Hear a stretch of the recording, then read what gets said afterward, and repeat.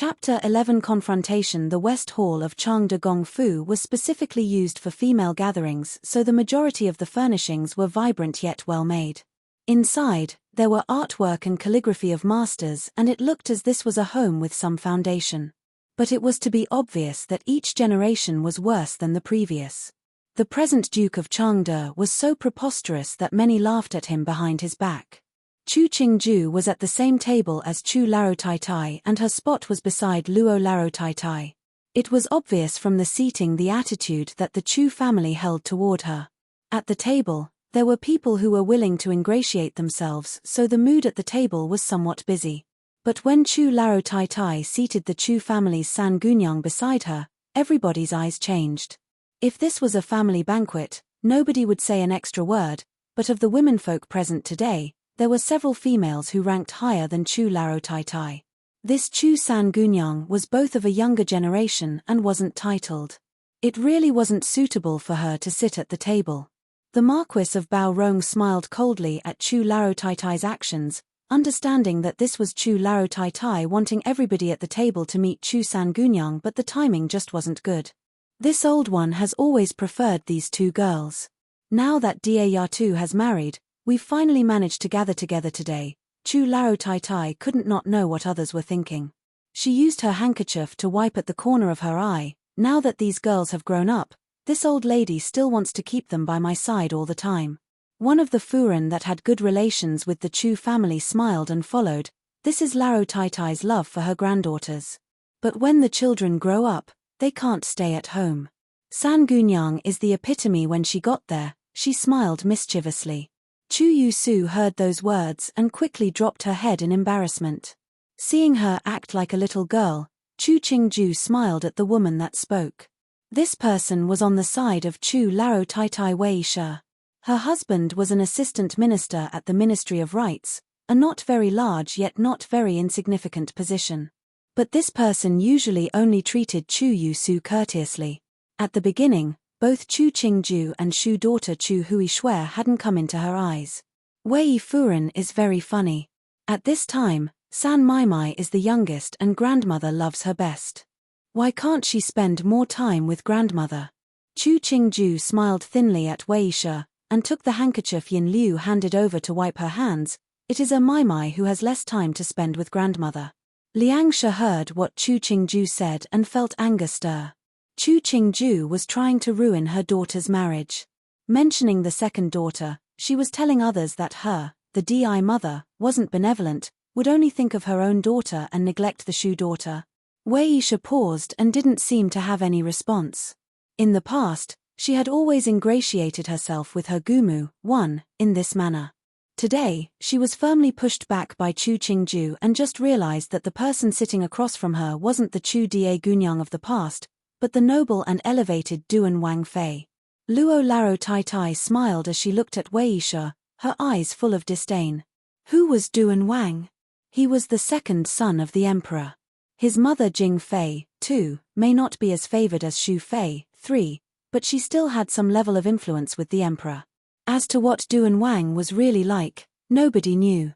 But in the eyes of the entire court, Duan Wang might not be the most capable of the 4 imperial sons, but he definitely was not useless. Jinshang, 4, only has 4 sons. The eldest imperial son Ning Wang, 5, had some power in the court. However, his birth was not high and his birth mother was only a siren. 6, the mother of the 3rd imperial son, Rui Wang, 7, Xu Fei was the most favored of the emperor, which spilled over to favoring her son. It was just that while this imperial son had some ability, his schemes were cruel and many were afraid of him. The 4th imperial son was Cheng Wang. His mother was a Gui Pin, 8, but wasn't favored by the emperor. The emperor's attitude towards the 4th imperial son was not special, and as to the person Cheng Wang, he was also average. Luo Larotaitai didn't understand the politics of the court and government, but she wasn't too bad at examining people. This Duan Wang's future was most likely limitless. Her own family, the Luo family, might not have any desire to stand on any side, but they didn't want to offend Duan Wang. To be in the situation that Duan Wang was in, he either was truly as he appeared or he had very deep depths. But who in the imperial family was as they appeared? She had lived this many years, and saw many people, so she understood even more clearly what people could not be offended or what people, if offended, wouldn't be a problem. Duan Wang was the former, and Chang de Gong Fu was the latter. But she hadn't been correct about this Duan Wang Fei. In the past, she had only paid attention because she was born from a daughter of the Tian family. But now she felt that this Duan Wang Fei wasn't a simple woman. Thinking about it, she felt lucky. She didn't beg that Duan Wang Fei would be grateful towards her, but if she did, due to her previous care, create goodwill on the part of Duan Wang Fei to the Luo family and her daughter, it was a good thing. In the time it took to blink, many thoughts had formed in Luo Laro Tai Tai's head. On her face, she still had a friendly smile and complimented, "You can see that Duan Wang Fei still thinks for her sisters all the time. This old one's girls might occasionally say a few words, they cannot compare to Wang Fei. Laro Tai Tai is too modest. I've seen the sisters of your family before. Each is well educated in all aspects. Even my aunt frequently praises them." Chu Qingju received the goodwill of Luo Laro Tai Tai. "Someday, get the Mai to come to Wang Fu when they are free. My aunt is friendly and cares greatly for me, but she has no daughters. Even if I want to interact with girls like my aunt, I don't have anybody. Luckily, the sisters of your Fu will allow me to satisfy my desire. Laro Tai Tai, do bear to part with them and let them come out." Luo Laro Tai Tai heard that Duan Wang Fei's words were pointing out the care that her daughter had taken and, in passing, complimented her granddaughters. The smile on her face became larger. "Wang Fei, don't praise them too much. If Wang Fei doesn't disdain them for being too wild, this old one definitely will take them to the Wang Fu to greet you if there is a chance." Everybody present had heard at least a bit about the care that Duan Wang Fei had received from Xiong Qing Hu Fu before her marriage. Hearing what she said today, they received some proof of the rumors. It did look like Duan Wang Fei was very close to her maternal uncle's family. It didn't waste the care that Xiong Qing Hu Fu had given her in the beginning. Everybody was women and naturally understood the dark side of the inner home. It looked like Duan Wang Fei wasn't that close to Chang de Gong Fu at all. In that case, when they will interact with Chang de Gong Fu in the future, they didn't have to worry about Duan Wang Fu. Chu Yu Su heard the discussion flowering around her. A smile was constantly on her face as though she didn't know what they were discussing. Seeing the dishes being brought up, she affectionately ordered a Yahuan to specially put a dish of fragrant and spicy tofu in front of Chu Qingju. Mai remembers that Da's favorite this is this one. A few days earlier, mother had ordered the servants to make this dish well. Da, take a taste and see if you still like it. White tender tofu sprinkled with green onions and pale yellow peppers and the red of the chili oil. It did look very appetizing. Chu Qingju smiled at Chu Yusu and nodded in agreement. "Thank you, Mai. This San Mai of hers wasn't a simple person. Please, Wang Fei, forgive this newbie for being disrespectful, but there are some things newbie has to say." Mu Jin crouched, respectful yet helpless. "A few days earlier, you had been sick for half a month. The entire Fu had been worried for you. The Tai had said that you couldn't eat anything spicy or oily. Now that you have finally recovered and Wang Yi has allowed you to go out the door, don't forget what Wang Yi had just said." Luo Laro Tai Tai heard those words and also persuaded, "This Yahuan is a faithful one. I had heard that Wang Fei had been ill. Even though Wang Fei has filial love, but the body still needs to be taken care of. Fine. This Yahuan has served me many years. She is such a nag. I'm afraid of her." Chu Qingju seemed to sigh in helplessness. "The medicine that Laro Tai Tai sent over earlier, I still haven't expressed my gratitude yet. Excuse me for saying a disrespectful thing, but this one saw Wang Fei grow up. Everything is fine as long as the body is healthy, that doesn't need any gratitude." Luo Laro Tai Tai pointed at a dish of pigeon soup. "This pigeon soup would be fine for Wang Fei to drink. Get a Yahuan to serve a bowl to taste."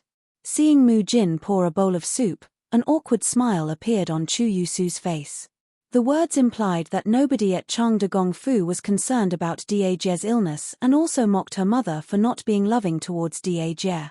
Even the Luo family, who didn't have much of a connection to Da, sent over medicine, but her mother hadn't done anything. Once the word was out, what virtuous reputation would her mother have left? Chu Laro Tai Tai heard those words. Her smile didn't change, but she took a few more looks at her daughter-in-law, Liang Shi. Liang Shi, sitting at one side, had managed to hear the meaning implied. She didn't think that the present Chu Qingju would be this forceful, but she had no way of explaining. She could only smile and say, Wang Fei was sick. Why didn't you let somebody send a word, to let mother go take care of you for a few days? I don't dare let mother labor. Chu Qingju had finished washing her hands and was wiping away the droplets of water that remained. Hearing what Liang Shi said, she jerked her lips in a smile. They say, a married daughter is thrown away water. This daughter didn't want father and mother to worry. There are a lot of servants in the Wang Fu. It was just a small illness, nothing that everybody had to know about.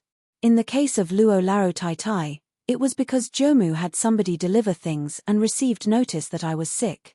That was how she knew about my illness. These words were much deeper and even nastier than the previous words once understood. Duan Wang Fei mentioned a dare. It was enough to make people speculate on how Liang Shi treated the daughters of others in the Huyuan. Smiling as she saw Liang Shi pushed to the point of speechlessness by her words, Chu Qingju stopped talking and started eating. She wasn't afraid of ruining the good name of her paternal home. She wasn't even afraid that her husband's family will hate her due to the reputation of her paternal home. It was just a life she had picked up. She would live freely until she couldn't. But what she had picked up was another person's life. At least, when she was living freely, she could help the other finish the gratitudes and grievances of her past. If there was really a day when Duan Wang really became the emperor, or he failed in his attempt and wanted her life, she didn't think she would have any regrets. When she could still flaunt it, she would. Otherwise, maybe one day she wouldn't have a life. Chu Yusu looked at the elegant posture of Chu Qingju and felt inexplicably complicated inside. Even though her mother really didn't like her, but in private she still felt some sympathy for her Da Jie. So she had always given her some of the jewelry and playthings she hadn't liked to Da Jie. But now, the Da Jie that needed her sympathy was a Wang Fei that even her grandmother had to be courteous to.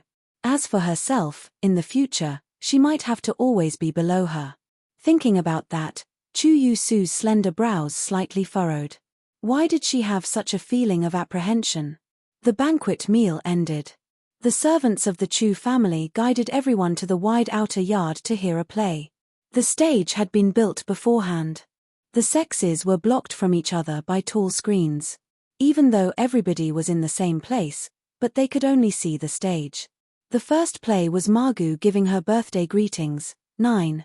Chu Qingju sat on the chair and watched coldly at Liang Shi, who was coming towards her with a sandalwood box.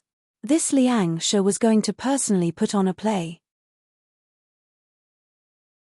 Chapter 12 Rage for a Beautiful Woman. This box should have been given to Wang Fei a long time before, but it was just that when Wang Fei was getting married, it was forgotten in the rush. Liang Shi gave the box to Mu Jin.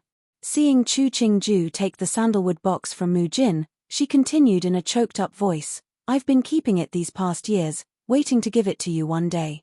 The purple color of the sandalwood looked aged, but there was still a faint scent when held in one's hands. A gold lock was formed into the shape of a cloud. The lock had been opened already. Chu Qingju only had to lift the lid to see what was inside. The hand that held the lid paused slightly. In a deep part of her soul, she felt the strong desire of this body towards the box. She could feel the hate and helplessness of a neglected and helpless little girl. Slowly opening the box, inside there was high-quality cloth laid out, and on top of the cloth was a single jade pendant. Fine mutton-fat jade had been carved into the shape of a gourd. The shape of peanuts were carved finely onto the gourd along with the words live for 100 years. Her heart jumped and a length of memory, like a movie scene, floated to the top of her mind. The original Chu Qingju had always wanted to get this jade gourd from Liang Shi, but Liang Shi deliberately kept it away.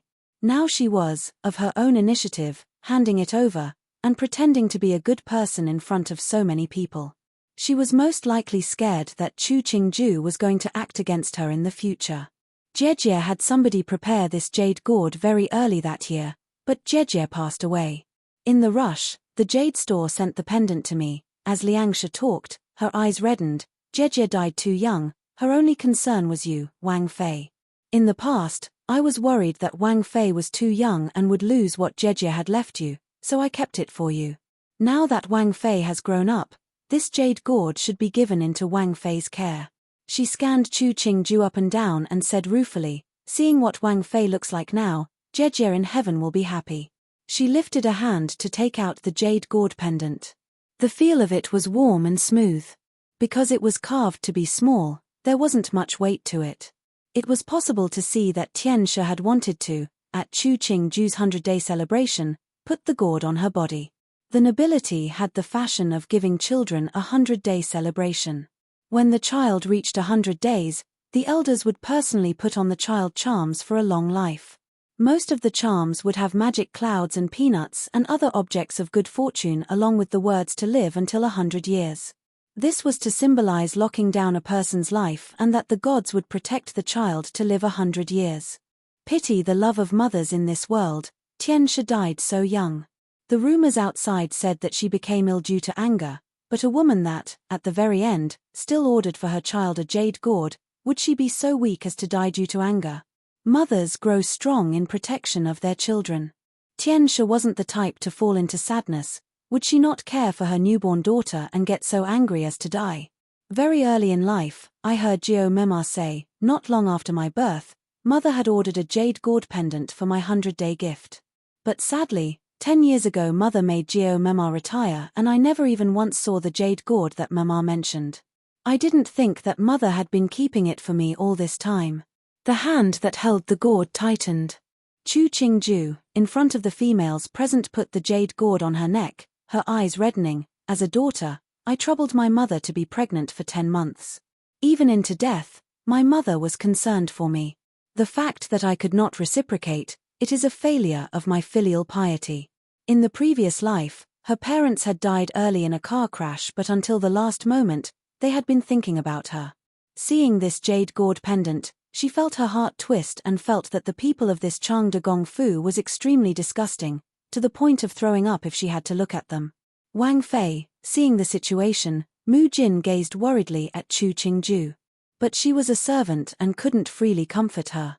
When the child wants to show filial love, the parents are not there. Chu Qingju stood, looking at the smiling Liang Shi.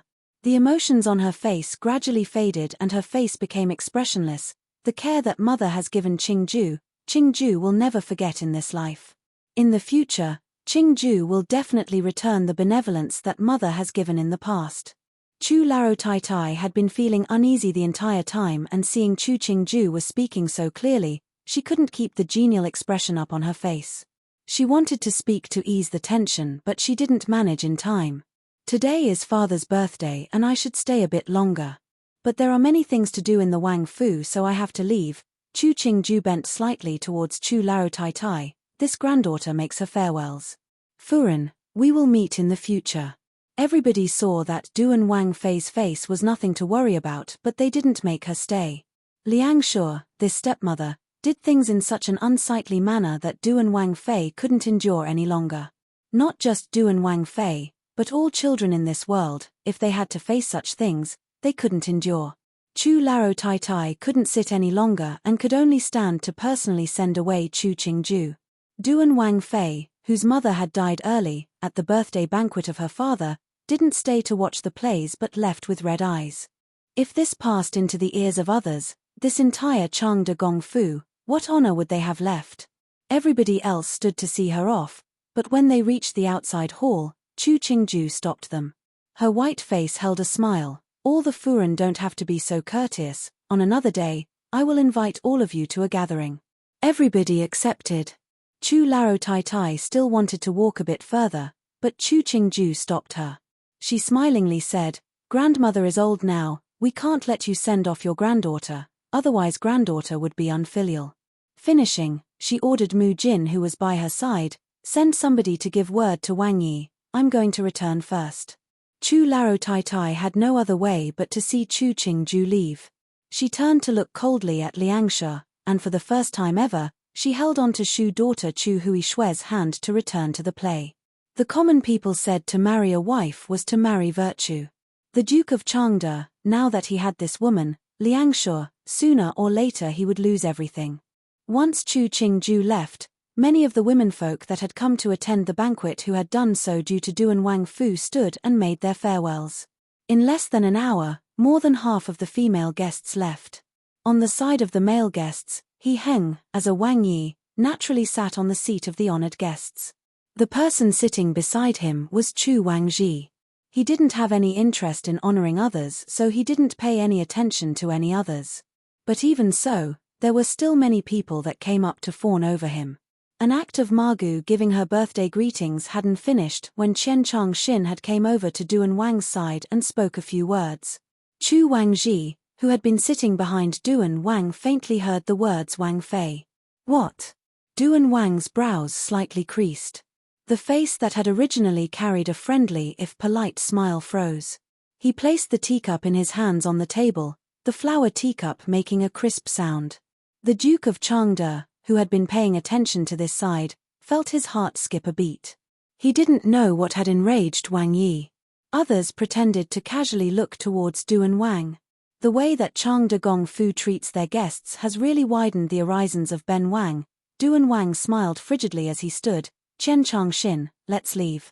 Wang Yi, the Duke of Changde, knew that something had gone majorly wrong and hurriedly came up to make his apologies. But He Heng didn't even give him a glance but said coldly, Ben Wang came today to accompany Wang Fei and knew that the Duke of Changde was very much in mutual love with his wife. But Ben Wang's Wang Fei, she is still the Duke's daughter. This Fu has treated her so. Is it that my Duan Wang Fu is being looked down at? Finishing, he didn't wait for the Duke of Changde to respond, and swept away. The Daran, that had been present paused for a beat before managing to respond. Many of them had heard the past events of Changde Gong Fu, but everyone were male so they hadn't paid attention to this type of things. But they didn't think that Changde Gong Fu's people would be this ludicrous. It didn't matter just how the servants had treated the deceased Tian Shi's daughter originally in this Fu, but she was Duan Wang Fei now. Treating her rudely was treating Duan Wang rudely. Wasn't this akin to slapping Duan Wang in the face over and over? Even if Duan Wang was friendlier than Rui Wang, he wouldn't tolerate such disrespect. It seems that this Changde Gong Fu was more and more foolish. Everybody stood and made their farewells, not caring how terrible the face of the Duke of Changde looked. They had made Wang Yi angry enough to leave, so why would they say?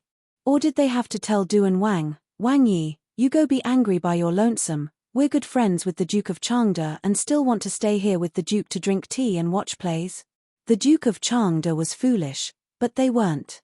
At this time, it was best to leave early. They had to pity the Duan Wang couple for coming to attend the celebration but were provoked by dumb people into leaving earlier. The busy birthday banquet instantly became silent and cold. The Duke of Changde threw the teacup in his hands to the floor. Hearing the EYYA of the voices on the stay, he felt even more furious and shouted angrily, "Why are you still singing? Get off." "Father," Chu Wangji worriedly supported him, "don't be angry, think about your body." "I don't need a body." The Duke didn't bear to push aside his only son, so he threw another teacup. "Go ask your mother, what happened to make Duan Wang this angry?" Chu Wangji looked at the servants standing in the surroundings and felt that it wasn't good for father to mention his mother, so he persuaded, "At this time, grandmother and mother must be in Huyuan. We could go ask together." Liang Rong, who had seen the guests off, stood to one side and also urged, "We don't know what happened, uncle shouldn't be angry. Responding after we know what happened wouldn't be too late." The Duke of Changde managed to force down his anger and, with an ashen face, walked into Huyuan. When He Heng entered the carriage, he saw his Wang Fei's eyes were slightly red, and had been visibly unhappy. The rage he had suppressed originally rose again. "Wang Fei, who hurt you? Tell Ben Wang will help you take revenge." Chu Qingju raised her head to look at him. Seeing the rage in his eyes wasn't fake, she said, "Nobody can hurt Duan Wang Fei, but it's just sadness from remembering the past. I accompanied you today just so I could support you. You don't have to be ashamed." Thinking, He Heng added, "Not just today, in the future, other than those few in the palace, you don't have to yield to anyone." Finished speaking, he found that on Chu Qingju's neck, there was a new addition of a fine jade gourd and looked twice. Isn't Wang Yi afraid that Kia would be arrogant in her acts in the future and ruin Duan Wang Fu's reputation? Chu Qingju touched the jade gourd at her chest, the warm feeling making her smile. Wang Fei isn't such an ignorant woman, He Heng moved his gaze aside, smiling happily. Moreover, if it was you, Qingju, arrogance is not a disadvantage. Two pairs of eyes met. Qingju gradually moved aside her gaze, revealing a warm smile. These words, who believed them? I, adult, general term used to refer to those of status/n. Chapter 13 Jing Fei's summons. What had occurred at Changde Gongfu did make its way through the aristocratic circles of the city of Jing. The type of people that Jing City never lacked for were officials and nobility. When the incident spread, the Duke of Changde couldn't bear to go out to hear the mockery in other people's words. Every time he went to court, he rushed as fast as he could home after it ended. Last time, he had gone to Huyuan to ask Liang Shi what had happened. The result was that he had saw Liang Shi sobbing her heart out in her room. He knew that it was hard to be a stepmother. Now that Yatu was a Wang Fei, Liang Shi could only respect her. She had to endure it even if she was annoyed. She was victimized. They were all daughters of Changde Gongfu.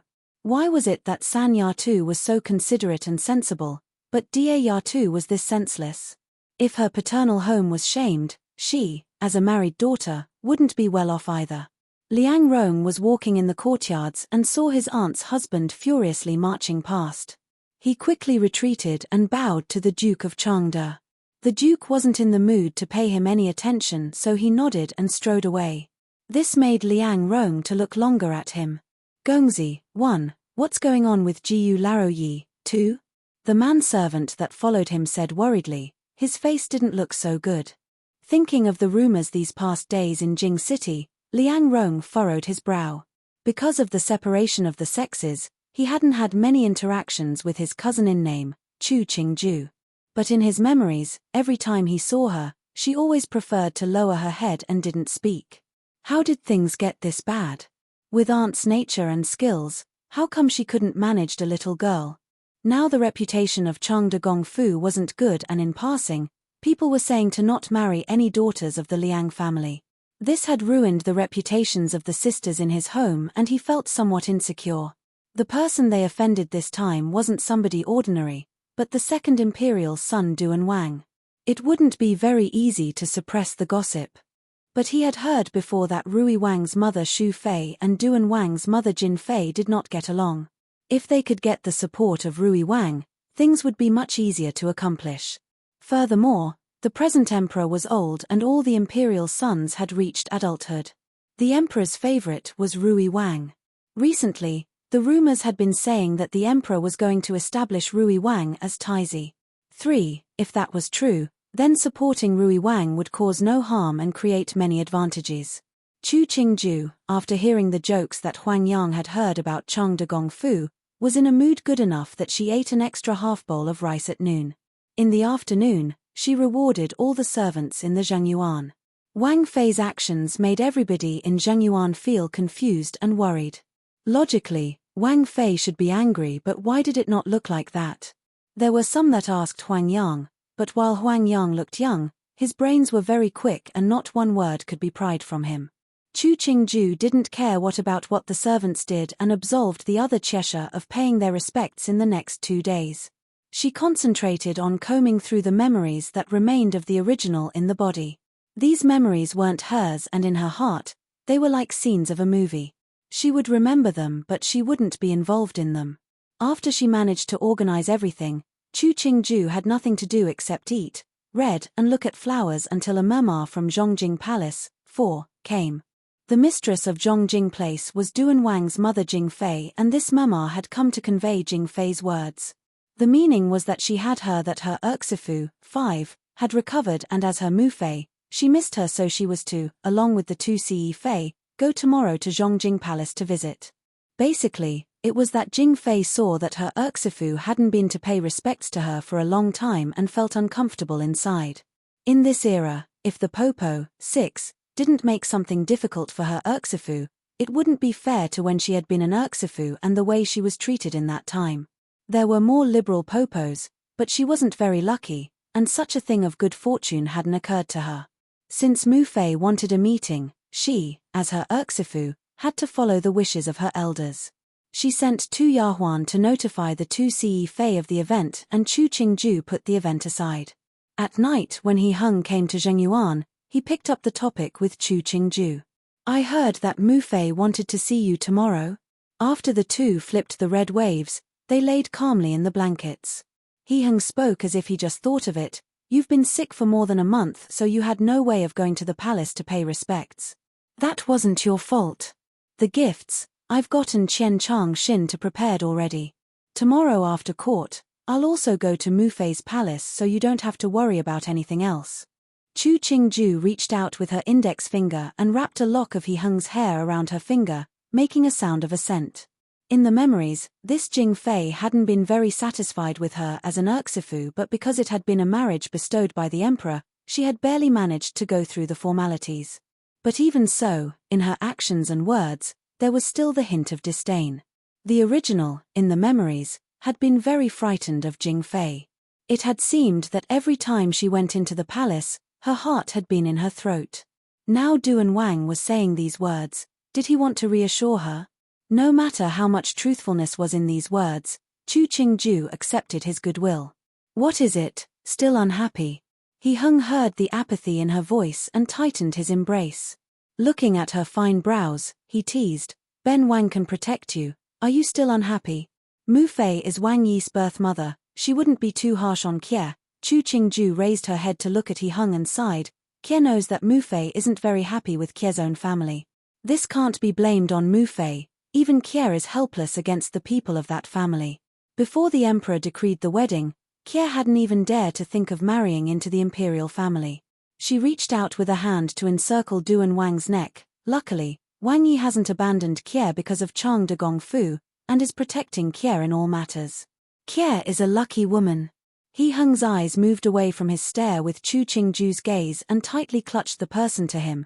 It is because Wang Fei is very good, Ben Wang protects you. You have no connection to that entire Chu family. The person I married is you, not the Chu family. How absurd they are, I don't care. As long as they don't bully you, I will pretend to not see them.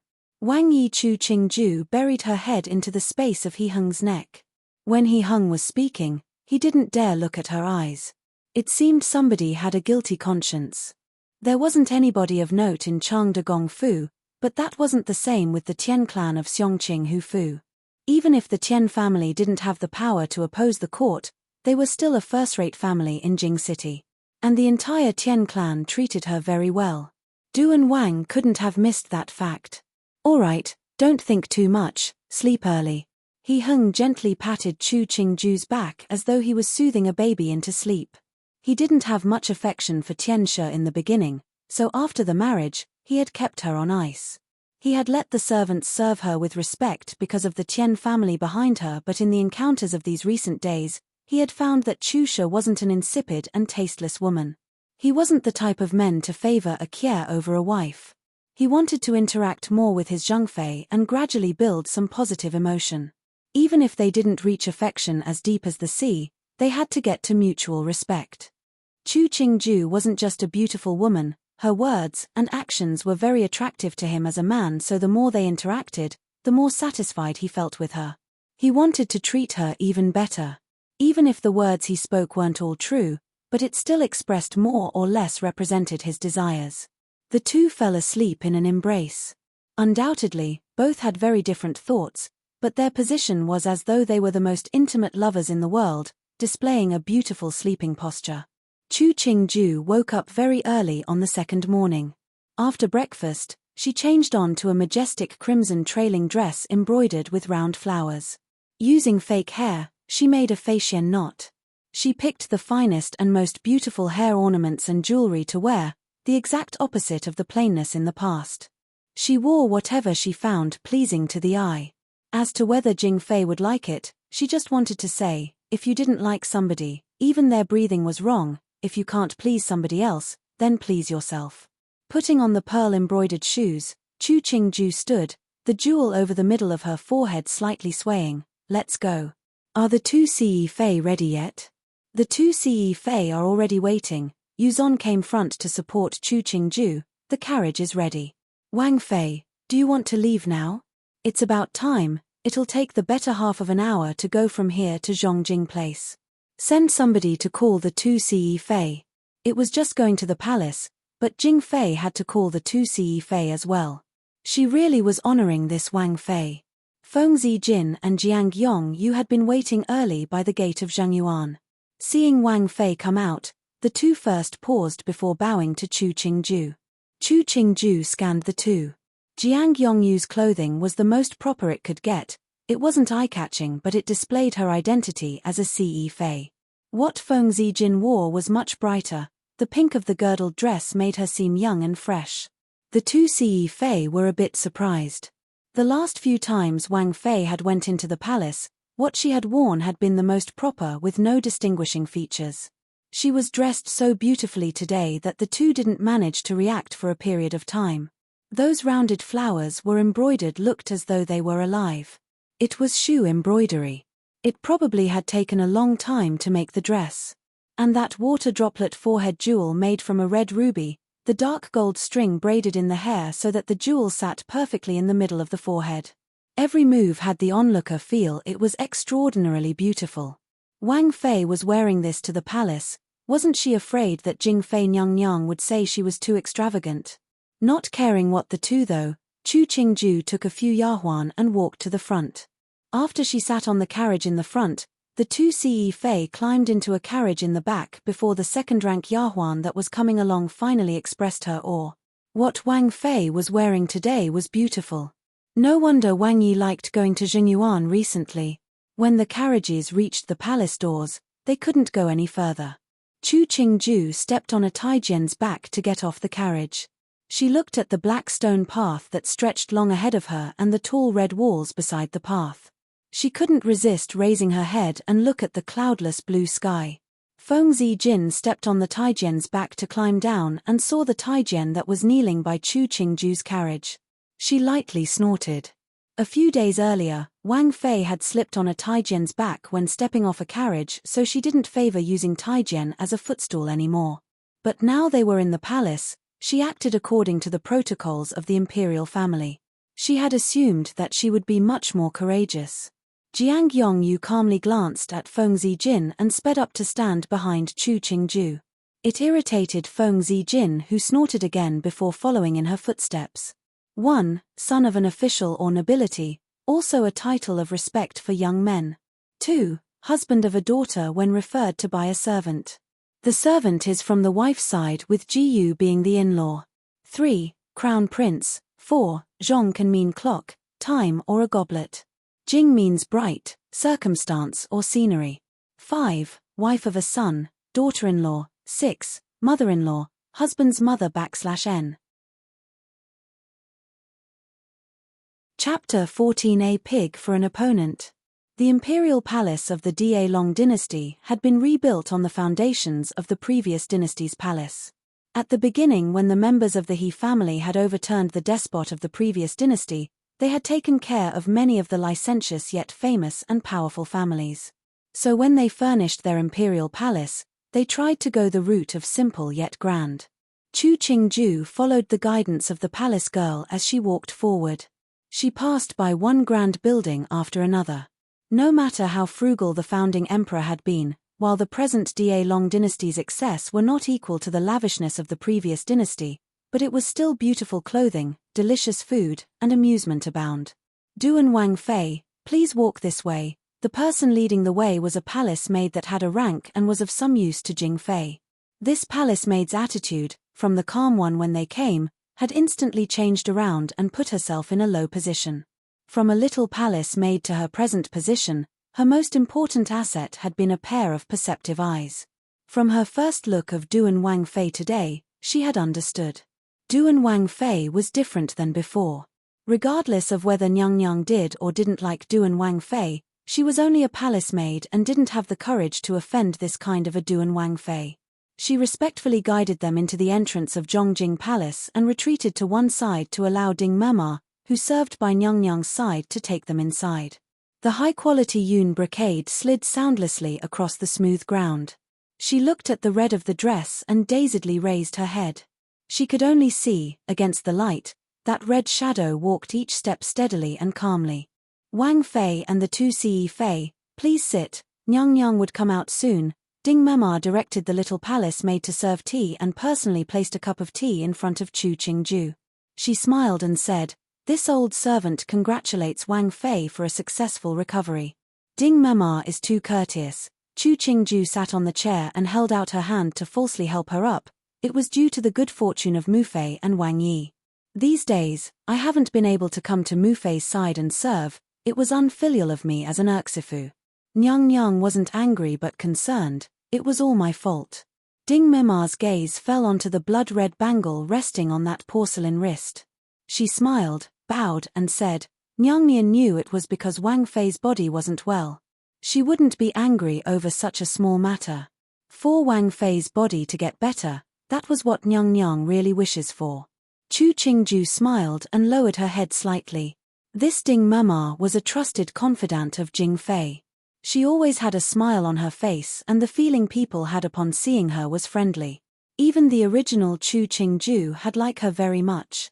But when she had met her today, she felt that this Ding Mema wasn't a simple character. There were no simple women in this imperial palace. Ding Mema had been by Jing Fei's side for many years and was the most trusted and relied upon. Her attribute couldn't be this friendliness. Beside the venerable Jing Fei, there couldn't be simple people.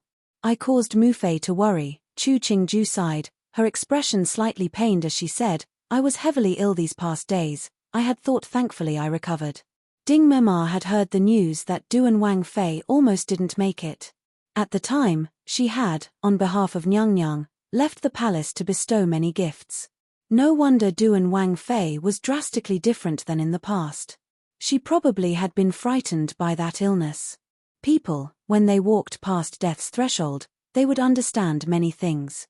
Seeing Wang Fei right now, she probably understood a lot.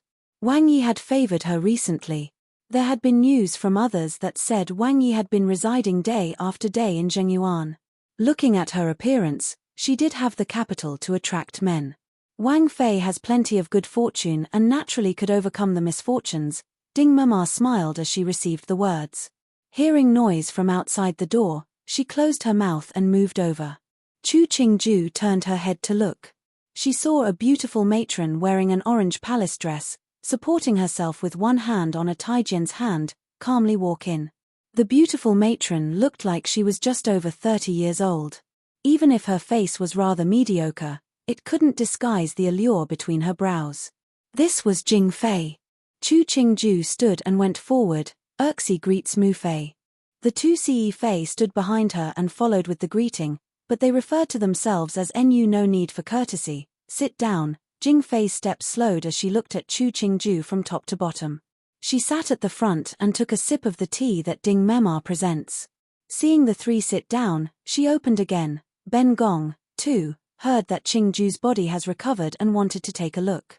Seeing you now, I feel that your face looks much better than before. This bright red cotton trailing yun brocade dress is complicated and lavish, most people can't wear it. You wear it well.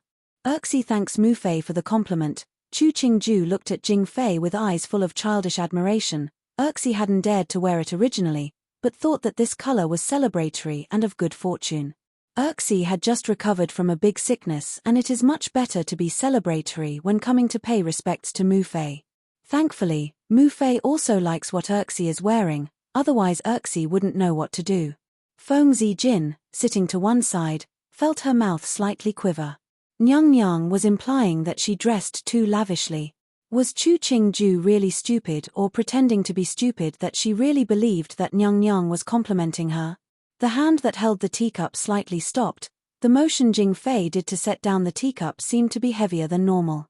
She looked with a normal expression at Chu Qingju. Seeing her smile happily, she asked, "Clothing isn't important, what is important is the intention. Ben Gong heard yesterday that you had been unhappy with your family, Chang de Gong Fu. This thing has spread all over Jing City, what really happened?" "There's this thing." Chu Qingju's eyes widened and she said in confusion, "What are they saying in Jing City?" "Ding Mema, you tell Wang Fei." Jing Fei took a sip of tea to suppress that bit of agitation inside. As a Wang Fei, you have to know some things about Jing City. Otherwise, how could you be Wang Yi's good wife? 3. Chu Qingju, upon hearing this, stood to beg for forgiveness. It is Erxi's fault. These past days have been filled with managing the Huyuan and neglected to pay attention to the happenings outside the Fu. Mu Fei, please set a punishment. Jing Fei felt the roots of her teeth seemed to ache. These words just didn't seem right. In the Da Long dynasty, it wasn't as restricting towards women as it had been in the previous dynasty, but it was still men on the outside, women inside. What was forgetting to pay attention to happenings outside the Fu? Did she, her Popo, have to tell her Erxifu to meddle with things outside the Fu? Facing the feeling of powerlessness in this chicken talking to duck conversation, Jing Fei, in the end, could only push the teacup further away. In her understanding of Chu Qingju of the past, this Erxi didn't dare disobey her. So what she had said before, she wasn't suspicious, but when she heard the words, her heart felt like it was blocked up. Your body wasn't well the past days, it was correct to manage the Huyuan these 2 days. Jing Fei smiled and let Chu Qingju sit before dismissing Ding Memar from reciting the story. It isn't a major thing, Mu Fei wouldn't punish you. Really, this incident doesn't have too much connection to you. It was Chang de Gongfu's behavior that was lacking, it just spread to you, such a good Erxifu. To say bad things about the home of the married Erxi, wasn't this putting her Erxi's face to the floor and stomping on it? It was a pity that Chu Qingju didn't think of Chang de Gongfu as her home. She wasn't pained or tickled by Jing Fei's words, so just pretend that she didn't really care. Mu Fei has treated Erxi so well, Erxi doesn't know what to do. Chu Qingju, deeply moved, looked at Jing Fei. Erxi had obtained some little playthings these past days, and wanted to let Mu Fei play with them too, hopefully Mu Fei wouldn't dislike them. What was this deeply moved and then giving gifts? Do you know that Ben Gong is criticizing you? Do you know Ben Gong looks down at you? Do you know that this is Ben Gong being unsatisfied with you? What are you moved about? Jing Fei inhaled, smiled and said, Come, you don't give stuff. As long as you are all fine, Mu Fei is satisfied. Have to be calm, Ben Gong is Jing Fei, Ben Gong is the high and noble Jing Fei. Chu Qingju saw that the smile on Jing Fei's face become warmer and warmer, the childish admiration on her own face became even more visible. Wang Yi and Erxi live outside the place, and cannot express our filial love daily to Mu Fei. But we thought that these little amusements could make Mu Fei happier. If Mu Fei is happy, it is the best thing for Wang Yi and Erxi. Feng Zijin saw the harmonious situation in front of her and felt disappointed. Didn't Nyang not like Chu Qingju as her Erxi? Why was she smiling brighter and brighter? And these gifts, did Nyang like them that much that Nyang was that happy? In the past, what Chu Qingju had presented wasn't simple, but Nyang hadn't given a hint of a smile then. The most painful thing in the world wasn't being pointed at and scolded indirectly, but you pointing at somebody and scolding indirectly, but the person didn't understand and assumed that you were complimenting her. Jing Fei had lived in the imperial palace for many years and was used to words that took 9 curves and 18 turns. And her opponents were the most skilled. Suddenly meeting a pig, 4, of an opponent, she finally understood the pain of a punch landing in cotton. Or was it that the dull personality of Chu Qingju had been a pretense and she was purposefully acting this way today to make her angry? Jing Fei's eyes narrowed and she couldn't help but carefully examine Chu Qingju. After the examination, she suddenly fell. This Erxifu of hers had a pretty good appearance and her smile was very inviting. Remembering when the emperor had just decreed the marriage, the dull look when the Duchess of Changde took her into the palace to give thanks, Jing Fei couldn't help but furrow her brows and look at Chu Qingju's present appearance. She didn't know the emperor had listened to the persuasions of which whore in this Hugong to want to bestow Chu Qingju to her son. He kept on saying that this girl's 8 words carried good fortune. After loudly formalizing the arrangement, he had no shame and said to her, he had given Hunger a good wife. She really didn't know how bad his eyes were to see a dead fish's eye as a pearl. Automatically blaming this onto her rival Xu Fei, Jing Fei came back from her thoughts. She tilted her head as she gazed at Chu Qingju. Originally, she had wanted to keep dealing blows at the other, but that desire had retreated. There was no taste to playing music at the cow. Jiang Yong, you had been keeping her head down and drinking tea. She raised her head to look at Jing Fei and then at Wang Fei with a smile on her face and then silently lowered her head. Instantly, the room sank into a strange sort of silence. But this silence was only a quick instant because the Taijian outside made an announcement that broke the silence. Duan Wang has arrived. The palace maids and Taijian serving inside the room took a breath as though something terrifying just disappeared. They silently moved their heads lower towards the door. Today the magic clouds on the soft palace boots that Duan Wang wore today were so good-looking. Chapter 15. The women of the imperial palace. When He Hung entered the room with a smile, he bowed to Jing Fei immediately. After Jing Fei allowed his to rise, he walked to sit next to Chu Qingju and took a sip of tea before inquiring, "What has Mu Fei been talking to them about?" Jing Fei looked at the yun brocade golden-bordered robe of a Qin Wang, and with a cheerful expression said, "What can women say? It's just little things. Why are you so thirsty? Are the servants of the Fu not diligent enough?" The matters at court required some talking, nothing to do with the people of the Fu. Knowing that Mu Fei was meaning to put the blame to Chu Qingju, He Hung said, "These past days, the court has been arguing over some small things, even us brothers have been examined much by our Fu Huang." Touching upon matters of the court, Jing Fei intelligently didn't continue the line of questioning, only continuing, "You should take care of your body no matter how busy it gets. Now that you are married, you cannot act like you did before." Saying to there, she looked at Chu Qingju who docilely sat at the side, "Your wife is a virtuous one. Just like Mu Fei, she hopes to let Wang Fu be fruitful in children. You don't want all your brothers to have children, and you are still living idly." Chu Qingju's brow moved slightly. Jing Fei was criticizing her for being jealous, not letting He Hung go to another woman's bed. This man's legs are grown on his own body, it was his freedom where he wanted to go. The so-called rain and dew must be shared was a joke.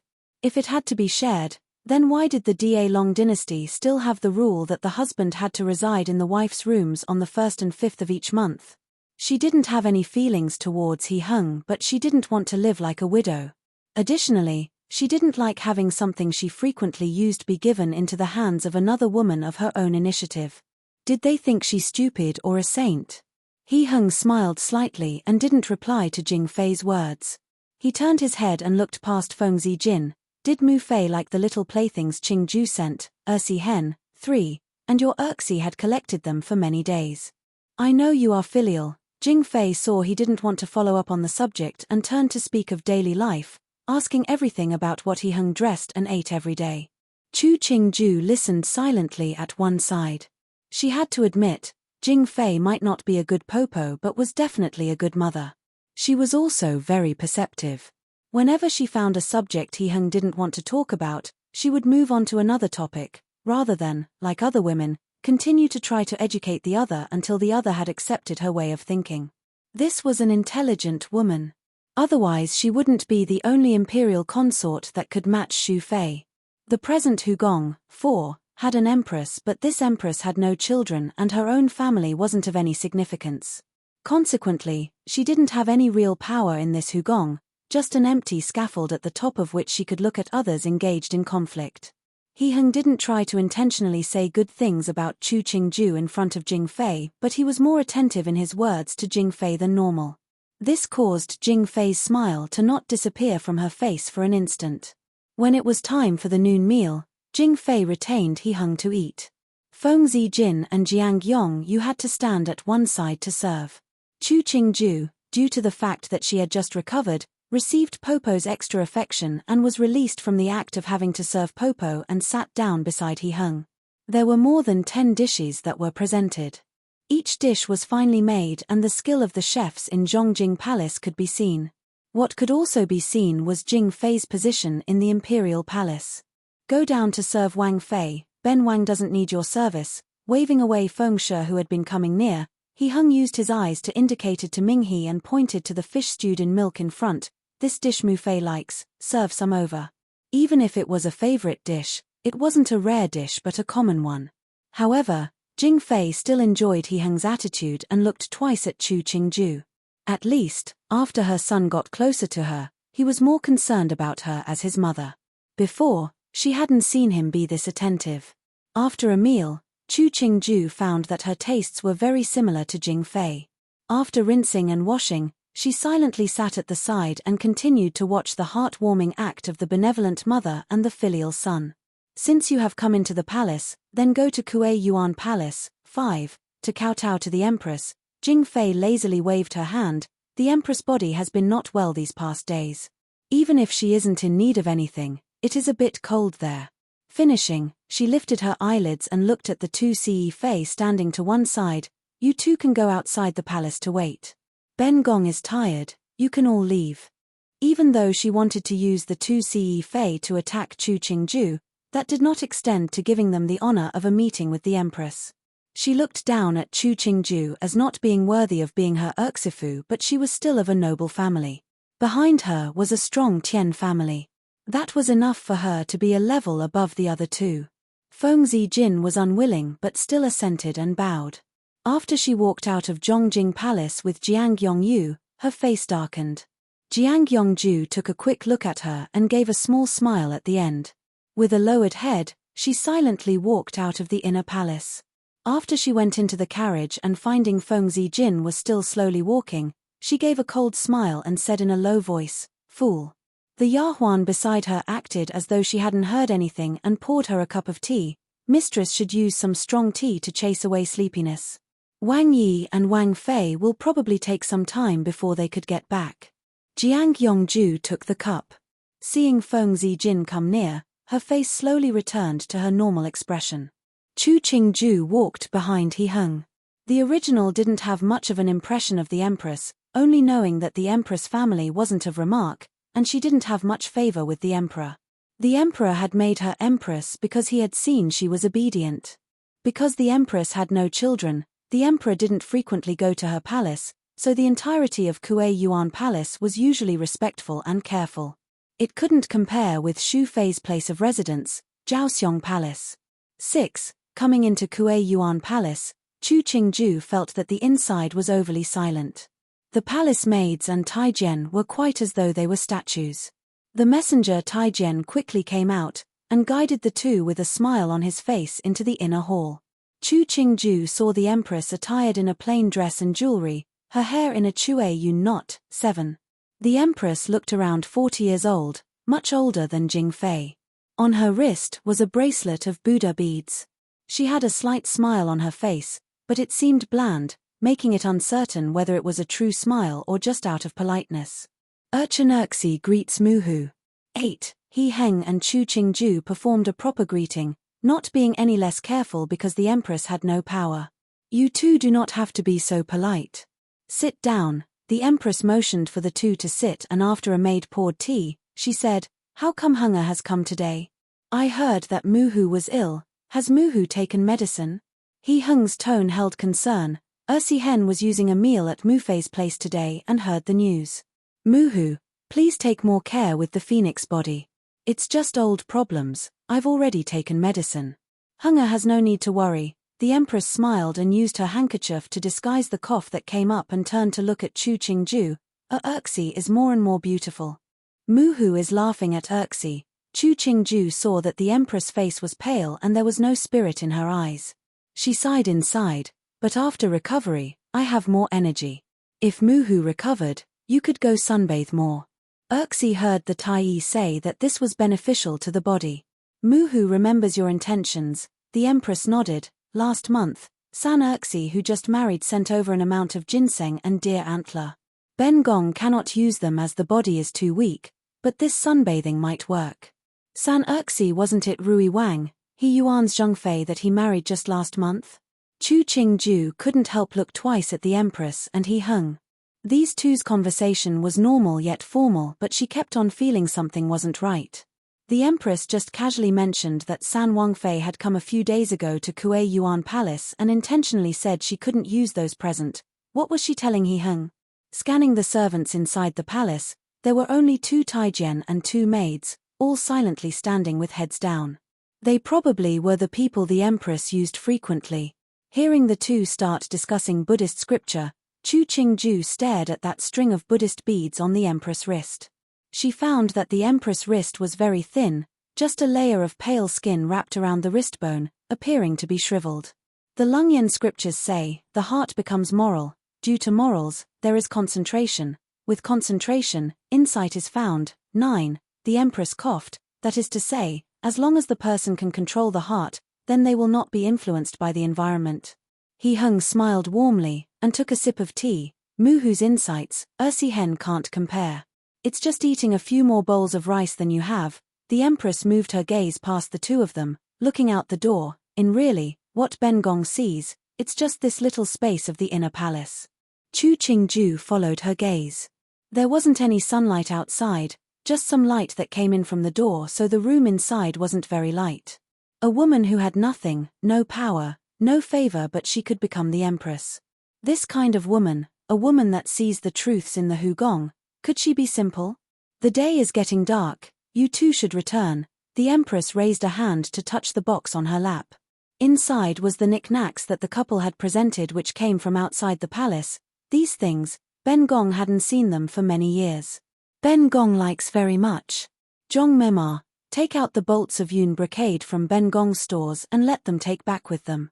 These things have to be worn on the younger people to look good. Chu Qingju, hearing this, hurriedly stood to refuse. Seeing you dress well, Ben Gong will be happy too. Don't try to refuse. Kuei Yuan Palace might not be as rich as Jiaoxiong Palace, but can still afford to give these things to you younger people. When that was said, Chu Qingju didn't refuse anymore. He Hung saw that the Empress wasn't very energetic and didn't stay longer. Together with Chu Qingju, they bowed and left. Zhong Memar personally sent the two out. Qian Changxin and Ming He, who had been waiting outside, took the yun brocade. She bowed to the two. Wang Yi, Wang Fei, walk slowly. This old servant will not send you off further. Zhong Memar doesn't have to be so courteous. Chu Qingju smiled. Just like how she came, she slowly walked behind He Hung as they walked towards the outside. Zhong Memar called them Wang Yi and Wang Fei without their title in the front. This was the same as the servants in Zhongjin Palace. Were they the same to all the Wang Yi, or just when they reached the doors of the palace? He Hung turned his head back and saw Chu Qingju docilely walking. He suddenly smiled and raised a hand, saying, Wang Fei, we've reached the carriage. Chu Qingju raised her head and saw the Wang Fu's carriage was just 10 steps away. She looked at the hand in front of her and raised her own hand when she heard a series of steps come from behind her. Chapter 16 Schemes. Chu Qingju turned her head and saw a male and female walking together. The man looked about the same age as He Hung. His appearance was very fine to the point that the word beautiful could be used to describe him. But between his brows, there exuded the arrogance that belonged to those of high position and made it difficult for others to feel close. The female beside him was only about 16 or 17, just a girl. She wasn't very beautiful, but her movements exuded a sense of dignity that told the observer this girl came from a noble family with a good upbringing. The four people stood 3 steps apart. Chu Qingju saw the man opposite give a fake smile and say, Huang Di greets a Huang Xiong, a Huang Sao. The girl beside him followed with a bow. Taking back her gaze, Chu Qingju slightly lowered her head. So this was the rumored Rui Wang, He Yuan, the most favored by the emperor. This pair of brothers did seem more polite than affectionate. Sandy doesn't have to be so courteous. He Hung smiled and returned a bow, looking at the numerous attendants and maids behind him. Between us brothers, there isn't a need to be so polite. Huang Xiong is joking. Courtesy cannot be thrown away. He Yuan placed his hands behind his back and looked coolly at the docile Chu Qingju standing at one side. Huang Xiong and Huang Sao are very much in love. The Chu family was a joke, but this good Huang Xiong of his, to get the support of the Tian family, had very good tolerance. Sandy is teasing. He Hung didn't like He Yuan's attitude, but he didn't show it on his face. The day grows dark. Didi can walk together with Wei Xiong. 3. Chu Qingju silently stood to one side, but hearing He Yuan's words, she furrowed her brows. As a younger brother who wasn't emotionally attached to his older brother, yet carelessly discussed the relationship between his brother and his sister-in-law, so this He Yuan was very impudent. Huang Xiong first. He Yuan's lips forced themselves into a smile. Didi will follow after. Then Wei Xiong will go first. He Hung didn't waste words with him, taking Chu Qingju and walking away. At the carriage, he helped Chu Qingju climb on first before following after. Che, Ben Wang's Huang Xiong is such a kind lover. He Yuan looked at the faraway carriage, his face showing a disdainful smile. A few days earlier, he had been angry on behalf of his wife and struck out at Chang de Gongfu. Now, right in front of the palace doors, he was full of meticulous concern for his Wang Fei. Who was he acting for? The silent Rui Wang Fei, Qin Bailu, standing to one side, raised her head upon hearing the words. She looked with a complicated gaze at the faraway carriage and said in a low voice, "Maybe it's true. My good Wang Fei, are you not yet clear about the imperial family?" He Yuan scoffed as he walked forwards, "Let's go, don't look anymore." Qin Bailu curved her lips as she followed. Her eyes looked at He Yuan as he climbed onto a carriage at the front as she held a Yahuan's hand go get on a carriage behind. Inside the slightly swaying carriage, Chu Qingju reclined back on the cushion. His Highness Rui Wang, his actions are really honest and uninhibited. He Heng heard that description, his eyebrow slightly moving. If these words were used to describe famous people and scholars, it was a compliment. Used to describe an imperial son, it wasn't a very kind description. This Wang Fei of his, she was a wondrous person. This description Wang Fei used is very unique. This man definitely did not like Rui Wan very much. She, as his Wang Fei, naturally will be in the same trench as him during battle. Hearing He Heng say this, Chu Qingju smiled as she straightened. Is Wang Yi complimenting Kia? He Heng smiled, looking at her for a beat, before saying, "Naturally." The smile on Chu Qingju's face became brighter. If He Heng could say this to her, this meant that he had some basic trust in her. As to how deep that trust went, that wasn't something she needed to be concerned about. He Heng also didn't keep talking about Rui Wang and leaned back against the soft cushions behind. When Chu Qingju closed her eyes, she thought, He Heng was even more complicated than she had thought. This type of man was like the epitome of a person of the imperial family. Anything other members of the family had, he also had. The journey into the palace ended like that. The following month, she spent it peacefully passing time in the Wang Fu. But the weather was getting colder and the Fu had to change to winter clothes and use charcoal. That meant that Chu Qingju had to meet all the stewards multiple times. As the Wang Fei, she didn't have to do everything herself. For many things, she only needed to make the decision and there would be enough servants to do the work for her. It was just like the CEOs of big companies in her previous life that didn't need to personally order what duties a janitor had to do. If she had to manage everything herself, she didn't need to keep being this Wang Fei and this Fu didn't need to support these people. In the silent hall, Chu Qingju leisurely flipped through a ledger. On the ground, there knelt a few of the major stewards of the Wang Fu. These major stewards had come from the palace and had gone through tribulations, but at this time, each had an expression of fear and their faces were full of sweat even in this cold winter as they knelt on the ground.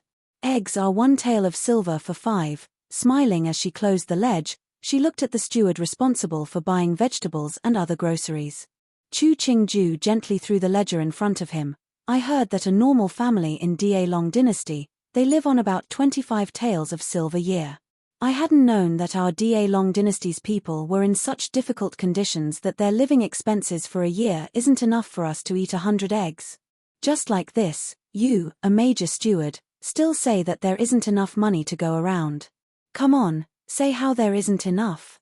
This steward was frightened to the point of shuddering.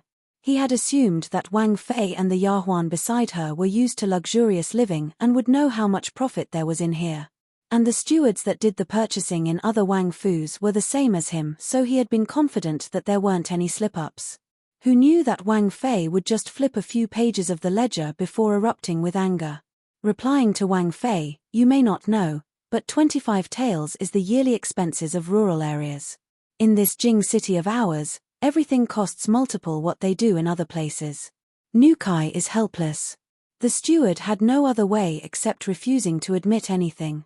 Chu Qingju didn't look at him and continued to flip open another ledge. "A bolt of cotton is 5 taels, normal satin is 20 taels a bolt." She threw the ledge onto the person responsible, not listening to the excuses, and continued to flip. In just an hour, all the ledgers had been thrown to the floor. Chu Qingju raised a teacup and took a mouthful. "Huang Yang, Get the people you found to copy the prices at the market to come in. Tell those people, if they copied it well, they will be the new stewards. The people heard the words and their expressions changed. They had assumed that Wang Fei would only berate them, not that she was going to discharge all of them. Instantly, some started yelling that they were innocent. One of them that had been responsible for purchasing cloth, relying on the fact that he had been with Wang Yi when he came out of the palace, actually said, "Wang Fei, Nukai has served Wang Yi for many years and wouldn't do anything to harm the Wang Fu. What you are doing, it is saying that Wang Yi was mistaken in his choices." Chu Qingju heard this and suddenly smiled, viciously throwing the teacup in her hand in front of this person. "What things are you, that you say you are worthy of being picked by Wang Yi? The only servants in this fu that deserve these words are Qian Changxin, Ming He and a few that serve him directly. Wang Yi hasn't punished you yet, you already started overreaching. If these words spread, wouldn't they say that I, Wang Fei, isn't as valuable as you servants?" Qian Changxin and Ming He coincidentally heard those words as they just walked to the doorway. The two exchanged looks, stopped walking and guarded the doorway, looking as though they were protecting Wang Fei. Huang Yang had coming in with a few Taijian. He bowed in greeting to the two before entering the rooms. Qian Changxin and Ming He found that these people were some of those that were capable in this fu. If Wang Fei chose these people to take over from the originals, that would be the best solution. The two suddenly felt cold. It had appeared that Wang Fei didn't care to manage this Huyuan, so they hadn't thought that she understood the servants of this Wang Fu this well. Thinking of this, the two found that they had been underestimating Wang Fei in the past. They had assumed that she had some skill with Wang Yi but didn't think on these matters. She was also unremarkable when not moving, but shocking when she moved. This year, the harvest of rice is 250 wen, 4 per dan, 5 eggs are 2 wen each. Normal satin is 5 taels per bolt. As the people that came in recited the prices of good, the kneeling stewards' faces grew pale and the only reason they didn't collapse was that they were holding their breath. Look at how this has exhausted these stewards. Chu Qingju held a newly changed teacup and said calmly, "Somebody come, bestow these stewards each a big bowl of iced pickled plum soup." The season was already winter. Each bowl of pickled plum soup had more ice than water. After the stewards drank it down, their teeth started to chatter. The rebellious steward of before looked at Chu Qingju and said stutteringly, "Wang Fei has such schemes, Wang Yi should really look at your might." This was telling her, if she was harsh, she would be disliked by Wang Yi. Chu Qingju didn't get angry but smiled instead. She blew on the tea in the cup and slowly announced, "This person disrespected Ben Wang Fei, beat 20 times and then send the person to the Department of Household Affairs. Just say that he hasn't learned etiquette well enough, that Duan Wang Fei can't retain such a servant. Since he said her schemes were good, how could she disappoint him?" When she finished, there were people who dragged this steward down. The remaining few instantly became respectful, only begging Wang Fei to not send them back to the Department of Household Affairs. Servants that had been sent out from Household Affairs that were sent back, even if they didn't die in strange circumstances, their fates would be worse than death. They would rather get beaten than go back to that place. Seeing the stewards quiet in fear, Chu Qingju set down the teacup. "Do you know your mistake?" The stewards heard the tone of Wang Fei's voice and it seemed that this matter could still be negotiated, so they instantly started to kowtow and admit their wrongs. Chu Qingju said out of the corner of her mouth, "Since you are sincere and you know your wrongs, I have a soft heart, so you are only sentenced to 10 strokes, and half a year's salary, the position just vice steward, and these people are now the main stewards. Any opinions?" She pointed at the people who had copied the prices. The stewards didn't think that they wouldn't be sent back to Household Affairs and could keep a position of vice steward. All were brimming with gratitude and said that Wang Fei was benevolent and would work hard for the Wang Fu etc.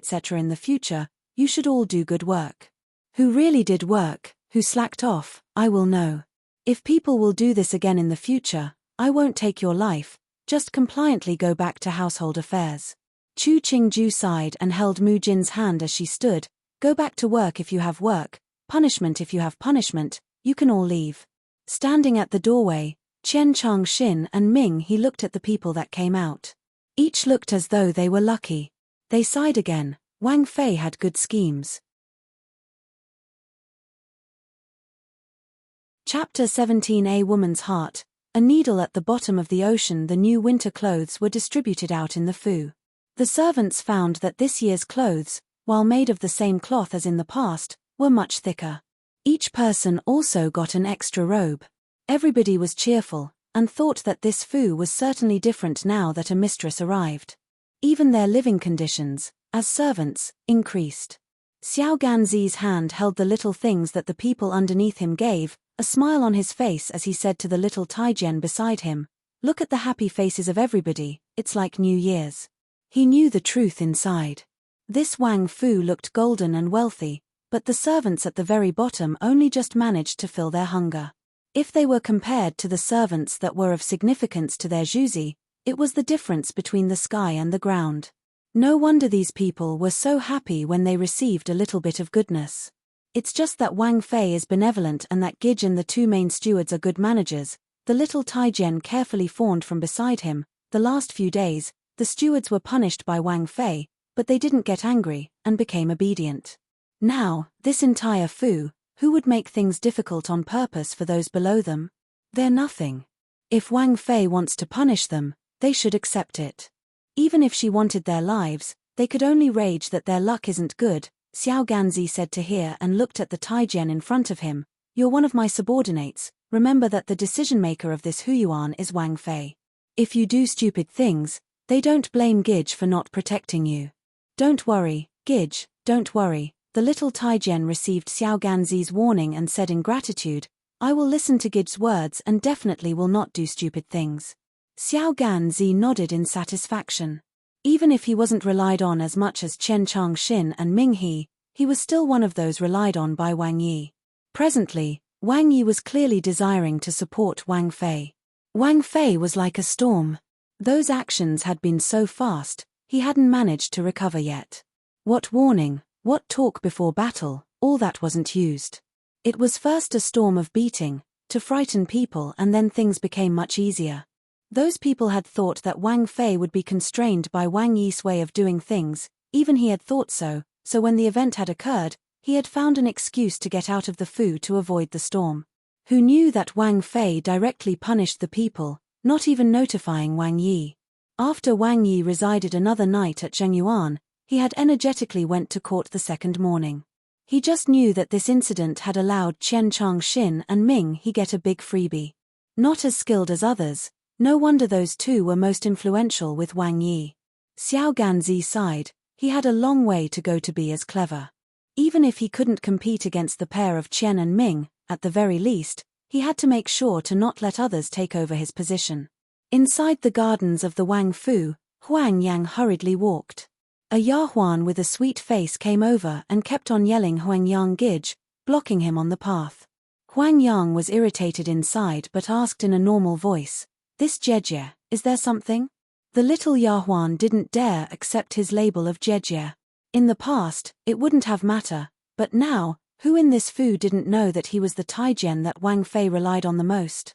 She smiled, refusing the title, and said, "Huang Yang Gij, my mistress has been sick these past days. The doctor was called but didn't help. Please help my mistress by saying a few good words in front of Wang Fei, and get Wang Fei to send an invitation to the Imperial Hospital." Finishing, she tried to push a pouch into Huang Yang's hand. Huang Yang saw her face was unfamiliar and didn't take that pouch. He placed his hands behind his back, his tone became more serious. "Who is your mistress?" The little Yahuan saw Huang Yang wasn't accepting it. Feeling frantic and helpless, she could only say, "Good Gij, I serve Yun Qing Gunyang. Could you help my mistress ask Wang Fei? I'll thank you here first." Finishing, she gave Huang Yang a deep bow. "Whose Yahuan is this?" The little Yahuan heard the voice and turned to look. She saw Wang Yi, with Chen Changxin and Ming Yi, walk over. The one that spoke was Ming He. She instantly cheered up and knelt with a bang. "Newbie is Yu a servant of Yun Qing Gunyang." Newbie greets Wang Yi. He Heng slowly neared, slightly lowering his head to look at Yu kneeling by his feet. He then asked Huang Yang, "What's going on?" Huang Yang bent his body and said, "Wang Yi, this Yu Gunyang said Yun Qing Gunyang is ill. to let Nukai tell Wang Fei to let Wang Fei send a notice to the Imperial Hospital and invite a Tai to take a look at Yunqing Gunyang. He Hung frowned and, with no hesitation, walked away. Qian Chang-shin quickly followed behind. Ming He, who had remained behind, looked arrogantly at Yue, and said in a tone of fake wonderment, Yunqing Gunyang must be confused due to her illness. Our Fu, except for Wang Yi and Wang Fei, there is only the Ce Fei and proper Cheshire that can request for a Tai. Is her Zhuzi one of the above that she could invite a Tai?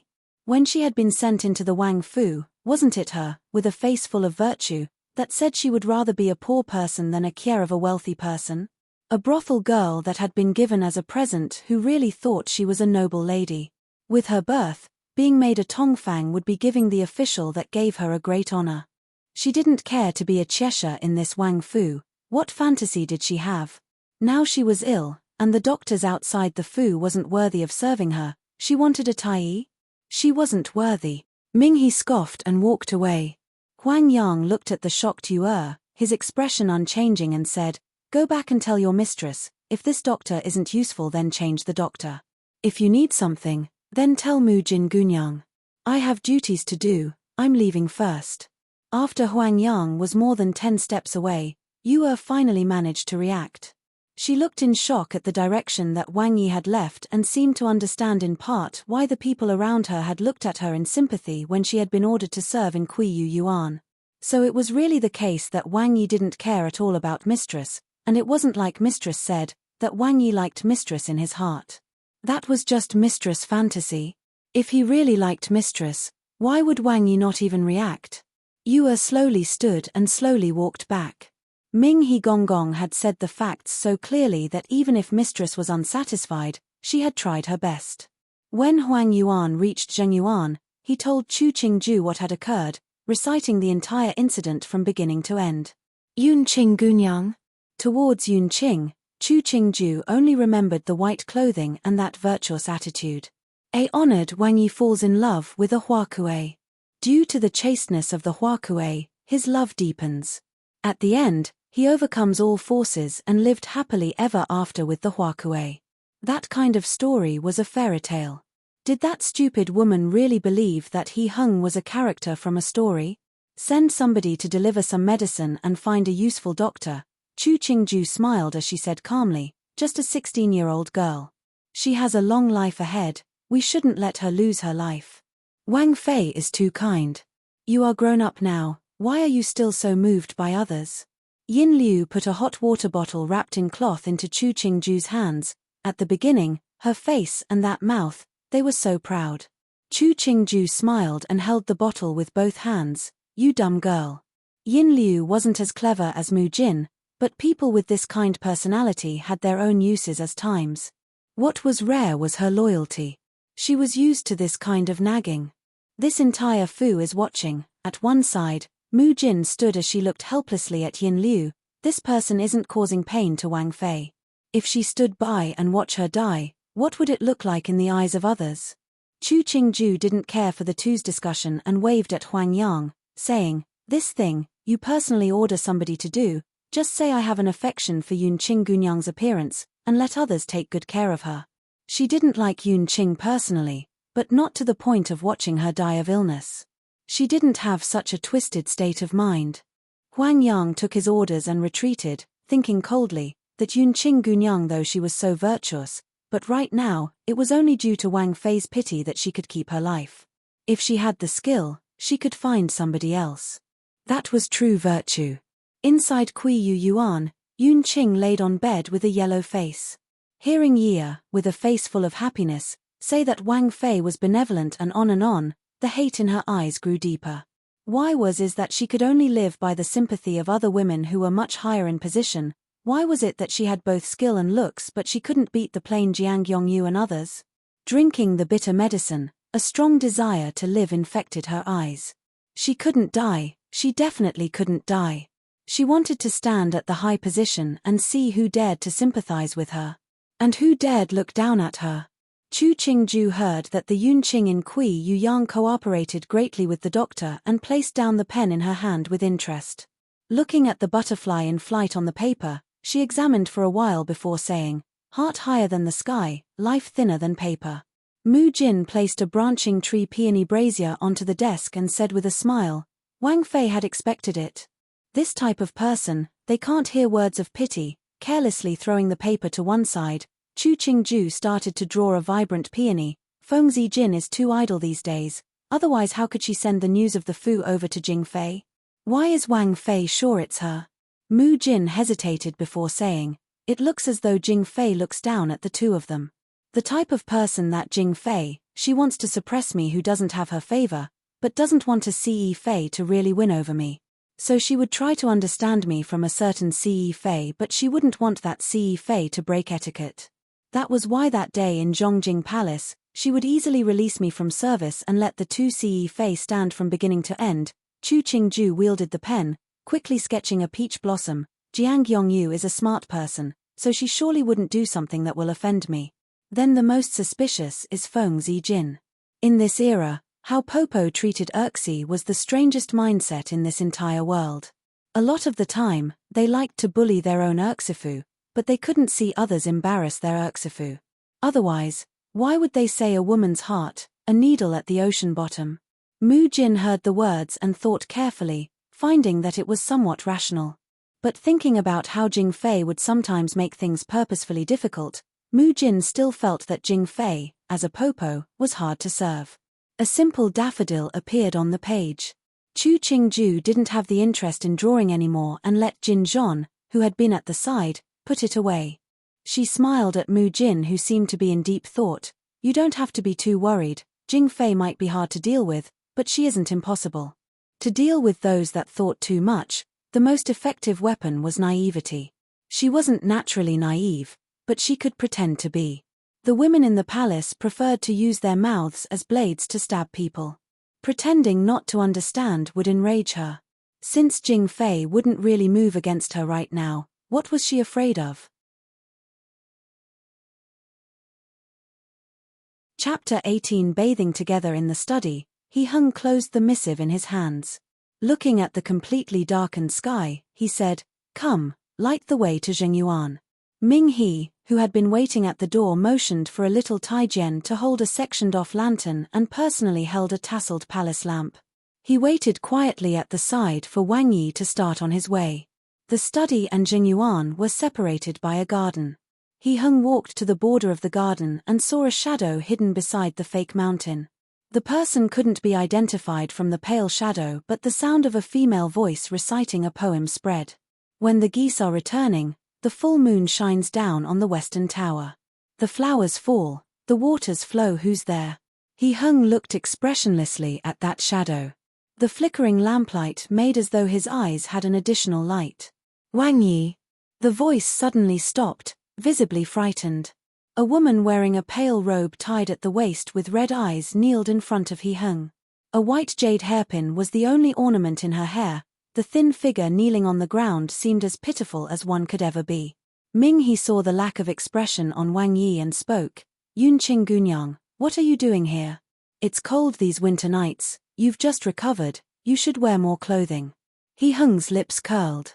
He looked at the insubstantial article of clothing on Yunqing and started to walk around Yunqing. Originally, he had felt that she was a little bit interesting, but looking at her pitiful act, he suddenly felt nothing at all. This wasn't as enticing as when she had acted virtuous and noble. When a virtuous woman suddenly turned to ingratiation, it didn't seem as interesting. Yunqing watched as Wang Yi walked away. She gritted her teeth and said, Wang Yi. He Hung turned his head to look at the woman still kneeling on the ground. He suddenly spoke, Do you still remember when Ben Wang wanted to make you my Tong Fang, what you said? You said, to receive the heart and soul of one person, to not separate until the heads turn white. Yunqing raised her head to look at He Hung, her eyes full of adoration. Then what are you doing now? He Hung scanned Yunqing in an interested manner from head to toe before his gaze, at the end, fell upon that pale white chest. Enyu is truly in love with Wang Yi. The tears in Yunqing's eyes glimmered. If Enyu had the foresight to know what would happen today, Enyu wouldn't have stayed in this Wang Fu in the very beginning. Che, He Hung raised his eyebrows and spoke to Ming He. Remember tomorrow to remind Ben Wang to raise this woman to a Tong Fang. Send somebody to deliver her back. It's very late, don't alarm any others. Finishing, he turned and walked towards the Zheng Yuan, not looking even once more upon Yun Qing, who was still kneeling. Ming He smiled and glanced at Yun Qing. Nukai will remember. He turned to follow. After everyone had left, Yun Qing finally stood. She wiped away the tears at the corners of her eyes, staring with wide eyes in the direction that Wang Yi had left in. Her gaze lit up with unprecedented brightness. He Heng stepped into the Zheng Yuan and dismissed the announcement of the servants. He strode directly into the room that Chu Qingju lived in. At the doorway, he saw Chu Qingju gazing at a jade gourd pendant under the light. Her gaze held a peace that he had never seen before, as though time had stopped within her eyes. He knew that this jade gourd had been left behind by Wang Fei's birth mother, Tian Shi. These past days, Wang Fei had kept it constantly on her neck. Seeing her posture, he assumed that she was reminiscing about her birth mother, so he said, "Wang Fei, why haven't you gone to sleep yet?" "Wang Yi's here." Chu Qingju placed the jade gourd back around her neck. She stood and walked in front of He Heng. She smiled as she saw the familiar palace maids and Taijian outside the doorway and said, "It's so deep into the night, I thought Wang Yi wouldn't have come." The long night passes by slowly. Without Wang Fei at the side, Ben Wang has no desire for sleep. He Heng enclosed the person in front into his arms. He lowered his head to kiss Chu Qingju's forehead. "Come, a bath and a change of clothes." Hot steam rose from the enormous bathtub. Flower petals floated on the surface as Chu Qingju was taken along by He Heng into the water. The two faced each other nakedly and experienced together in the tub the intimacy of skin. He Heng's hands swept across Chu Qingju's pale chest, his index finger curling around the delicate jade gourd. He gave a deep laugh. "The way Qingju looks, nobody could resist." He bent over to suck on those moist lips. He didn't like kissing women, but to be this intimate with Wang Fei, he felt a few stirrings of emotion. Taking advantage of He Heng's bent legs as a seat, Chu Qingju lifted her hand to wrap around He Heng, pressing her soft chest into He Heng's embrace. There was an unspeakable charm about her full head of hair spread out in the water, contrasting against the vibrant flower petals. A warm palm glided across a smooth back, slowly moving downwards and lighting a ferocious fire. A round of delights of the flesh later, both felt very contented. He Heng offhandedly grabbed a robe, bending down to carry Chu Qingju from the slightly cold water. He placed her on the bed and took a towel to personally dry her hair for her. When men were satisfied, they always were especially caring. That quality could be seen very clearly on He Heng. Chu Qingju slid on an inner robe, and allowed He Heng to continue his attentive behavior. She yawned. "Why did Wang Yi come so late this night?" "Had to take care of something, so it was a bit late." He Heng saw that the hair was more or less dry and switched for a new towel to dry his own hair. The two wrapped around each other as they sat inside the blankets. In the time as they waited for hair to dry, they started to chit-chat about other things. "I heard that you had sorted out that group of disobedient stewards." He Heng inquired suddenly. "That group is truly disgraceful. You were too benevolent to them. This type of people, they should be beaten to death." "Lives aren't that worthless." Chu Qingju laughed. "I saw that they are very sincere in their present duties. They have learned their lesson. If they can fulfill their duties, it would be a great boon for this Wang Fu. Those disobedient servants, you don't have to be soft-hearted." He Heng knew everything about how Chu Qingju was handling the affairs of the Hu Yuan. He didn't find anything unsound. To take control of the Hu Yuan and at the same time make others feel appreciated while inspiring respect, that took skill. The Wang Fei that He Heng, wanted, was this kind. If a death occurred, it wouldn't be good for our Duan Wang Fu. Chu Qingju understood He Heng's intentions and said, "This is enough." Upon hearing this, He Heng didn't continue on the matter and turned to the jade gourd on Chu Qingju's neck. "This jade gourd is very exquisite." Chu Qingju rubbed the jade gourd when it was mentioned. Her smile became fainter. This was left behind by Kie's mother, and was always in the possession of stepmother. At the beginning, all possible ways were tried, but this couldn't be wrested from her hands. Now that Kie is Duan Wang Fei, she quickly presents it. These words praised He Heng and also took a few stabs at Liang Shi. Chu Qingju felt no pressure doing it. This Liang Shi is a cruel person. He Hung's face darkened as he said, now, with me to protect you, she wouldn't dare to be as bold. It was good fortune that your Jojo protected you in the past. Otherwise, where would I find such a virtuous wife? To call the Tian family by Jojo, but to call the Changde Duke by Duke. Even if he was a member of the imperial family and he could use whatever titles he liked, this double standard was a bit too obvious. My Jojo and Jomu always protected Kye. Otherwise, how could Kye have the 120 trunks for my dowry when I married into the Wang Fu? And those properties and stores. All of those were left for me by my mother or added by my aunt on the day of. Chu Qingju laughed lightly. Kye is both unfortunate but fortunate. At least Kye has a protective Jojo. Jojo is kind, He Hung smiled as he hugged the other. Now that you are the mistress of the Wang Fu, if you have free time, you could invite your Jomu over. I also want to meet your two Biaodi. 1. If Wang Yi doesn't disdain Jojo's family, Kye will definitely let the Biaodi pay their respects to you if there is a chance. Chu Qingju raised her head to look at Duan Wang. A smile bloomed on her face as though she was very happy that He Hung was close to her Jojo. We're brothers of the same family, don't discuss paying respects. He Hung was very satisfied with Xiongqing Hu Fu.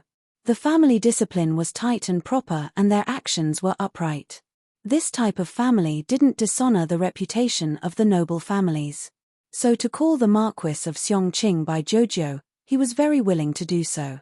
Chu Qingju's smile didn't change upon hearing the words.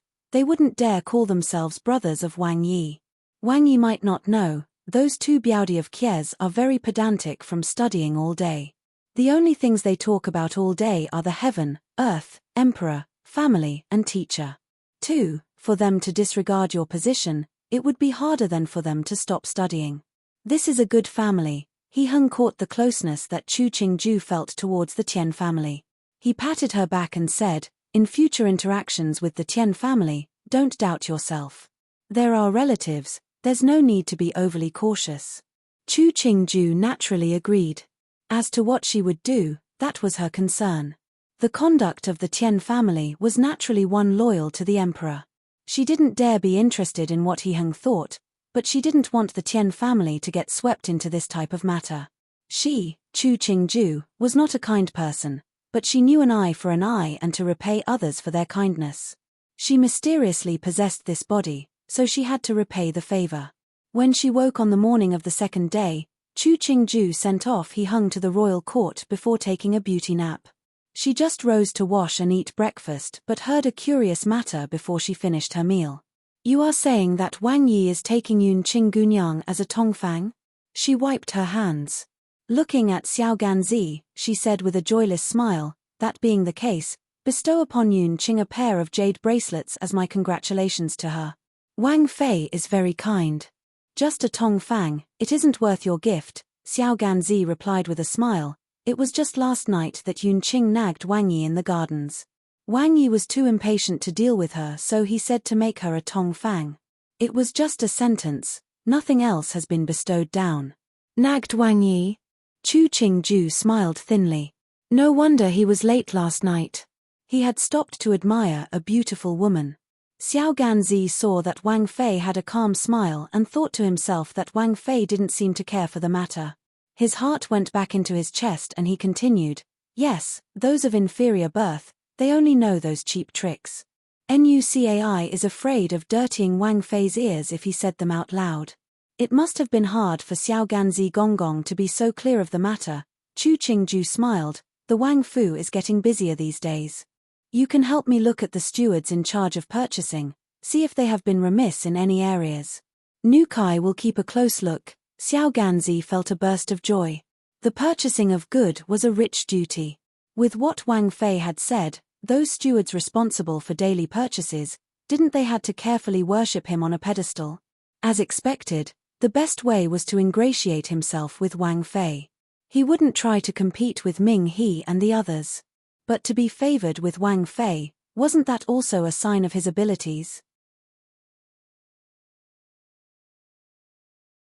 Chapter 19 Choices. He Hung wasn't the most favored by the Emperor of the Four Wangs, but there were still many invitations that were sent on a daily basis to Duan Wang Fu. Today there would be somebody presenting tea, tomorrow somebody would offer the new fruits from their farm, then the day after somebody would send over a famous piece of art. All invitations for the females of the household would be given over to Chu Qingju.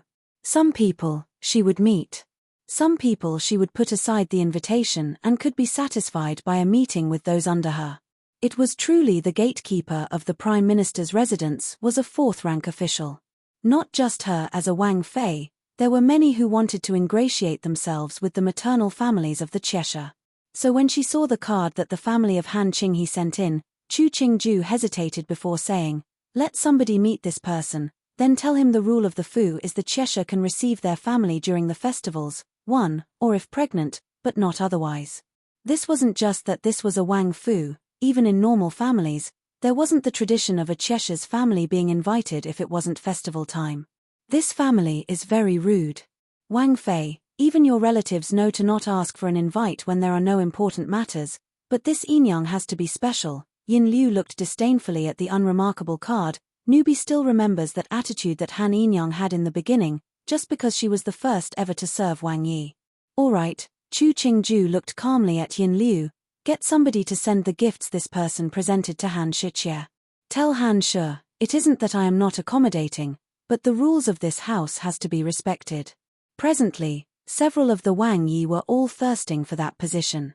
It would be best for the Wang Fu to not interact with strangers. If something went wrong, Duan Wang might just strangle her to death. Her arrogance could lead to her death, but that was better than being strangled by somebody else. In Shi Yuan, Han Qinghe looked at the things on the table. It was just a few playthings that wasn't worth much. She didn't know how hard those watching from the doorway were laughing on the inside. She forced out a hint of the smile and said to Shu Kuei in front of her, "My thanks to Shu Kuei Gunyang, and please give my thanks to Wang Fei." Enyang doesn't have to be so polite. Before Newbie came over, Wang Fei had said that it was a woman's good fortune if her relatives thought of her. It is just that the Wang Fu has rules and cannot allow you to meet them, so hopefully you can understand. Shu Kuei had originally been one of the Wang Fu's servants. She was now a first-rank Yahuan serving Wang Fei and was well respected by other servants in the Fu. So upon seeing the respectful attitude of Han Shi, her expression was normal, but her actions still carried the appropriate level of subservience for a servant as she kept her head lowered in respect of Han Shi. Wang Fei is too kind. It is truly Enyu's family who is nagging, and Wang Fei was benevolent to keep their things. Wang Fei's virtues, Enyu will remember in her heart. Han Qinghe was quieter now. She understood very well. Originally, these things wouldn't have been brought in front of her. Wang Fei was able to let her keep these things. Regardless of if Wang Fei was true or false in her intentions, she had to admit she felt gratitude towards Wang Fei. Her maternal family was of low status and could never send over anything good. These things were playthings she had liked before she had entered the palace. But when she had followed Wang Yi into the Wang Fu, she had never received anything from home. Looking at it now, her family most likely sent something every year, but the servants never delivered it inside. Remembering that before Wang Fei had married in, the most favored had been Feng Zijin, Han Qinghe laughed icily inside. She hated that her maternal family wasn't of significance and was ashamed to mention them, but looking at the gifts, she felt very complicated. Something sour and bitter manifested in her heart. The 2nd of the 12th month, it was an auspicious day. Chu Qingju sat on the center seat. Sitting under her was Feng, Jiang, Luo, and Han. At the moment, all four didn't have their eyes on Chu Qingju but were inspecting Yun Qing, who was standing in the middle of the room in a pale pink dress. Leaning on the armchair, Chu Qingju used a hand to hold her head up. She lazily sipped at a cup of tea and looked at the 5 women underneath her. She said slowly, "Since Wang Yi wants to raise you to become a Tongfang, we have no objections. Tongfang cannot compare to a Enyang, we can't hold a banquet. I couldn't bear to let you enter Wang Yi's house without even a sound, so you should perform a greeting to Ben Wang Fei and these seated here. This is to let those under you know that you are not a guest of this house anymore, but one of Wang Yi's women." That's so true. At the beginning, I had thought that Wang Yi would elevate you, but who knew that you weren't willing and became a guest of this house? But good things come to those who wait. You have finally entered this Fu Feng Zijin smiled as she looked at Yunqing. Look at this face, it's so tender a touch will squeeze out water. No wonder Wang Yi likes it. Everybody in the Wang Fu knew what had happened. Feng Zijin's voice was full of scorn and clearly wanted to embarrass Yunqing. Yunqing's face suddenly paled. She bit her lip and replied, Feng Zifei is joking, Yunqing is of low birth. It is just that Wang Yi has taken pity. I cannot compare to how much Wang Yi favors Wang Fei and those here. It seems Yunqing Gunyang still doesn't understand the etiquette of this Wang Fu. Feng Zijin laughed coldly. This Tong Fang, in front of the Zhuzi, have to call themselves newbie. Even how their limbs are placed, how they stand, there are rules. If you don't understand, we can have some of the mamas of the Fu teach you. Newbie will remember. Yunqing hesitated before bending her legs, her head hanging even lower. Chu Qingju sat on her elevated seat and saw how pale her lips turned and the tightly gripped hands hidden under the sleeves. This was like the teacher at the podium and the student of the past life. The student believed that their little movements were concealed but didn't know that the teacher could see everything clearly. Feng Zifei, seeing Yunqing's state, snorted in disinterest and didn't speak further. Jiang Yongshu and the others were never overly talkative in front of Chu Qingju and at this time wouldn't speak at all, so they bent their heads and drank tea. All right, then start the salutation. Chu Qingju slightly straightened her body and smiled down at Yunqing standing at the bottom. A Tong Fang giving the full greeting of 3 bows and 9 kowtows to the wife, that was the generosity of the wife and a glorious honor for the Tong Fang. But this type of event occurring on Yunqing, it was a humiliation, not an honor. When Cheshire performed their salutations, they just had to offer tea. She was a Tong Fang and she had to bow 3 times and kowtow 9 times. What honor was that? But even so, she had to bear the humiliation and knelt down. She slowly bowed, knock, knock, and knock. She stood and did the greeting 3 times before opening in a trembling voice, Newbie greets Wang Fei. En, Chu Qingju nodded and handed a gold hairpin to her from a tray that Jin Zhon held. In the future, serve Wang Yi well. Yunqing knelt and took the gold hairpin with 2 hands. She kowtowed to Chu Qingju again before walking to Pin Zijin and performed a 1 bow and 3 kowtow greeting. Newbie greets Feng Zifei. I'm not as wealthy as Wang Fei and I heard before that you disdain gold for being too vulgar and silver too blinding. You are multi-talented. You can flip though this book Fan Hua Ji for your amusement. Feng Jizin held the book to Yunqing and smiled, I think you would like this book. Fan Hua Ji was a story that spoke of a rich young man who fell for the schemes of a huakue and almost lost his true love in the form of a noble young lady. In the end, the rich young man and the noble young lady married but the huakue, due to her many despicable actions, was detained in jail and sentenced. Chu Qingju looked at that book that was wrinkled as Yunqing held it and silently drank tea. It was only when Yunqing finished greeting the other 2 shiqie before she opened. Now the Fu has 3 Tong Fang.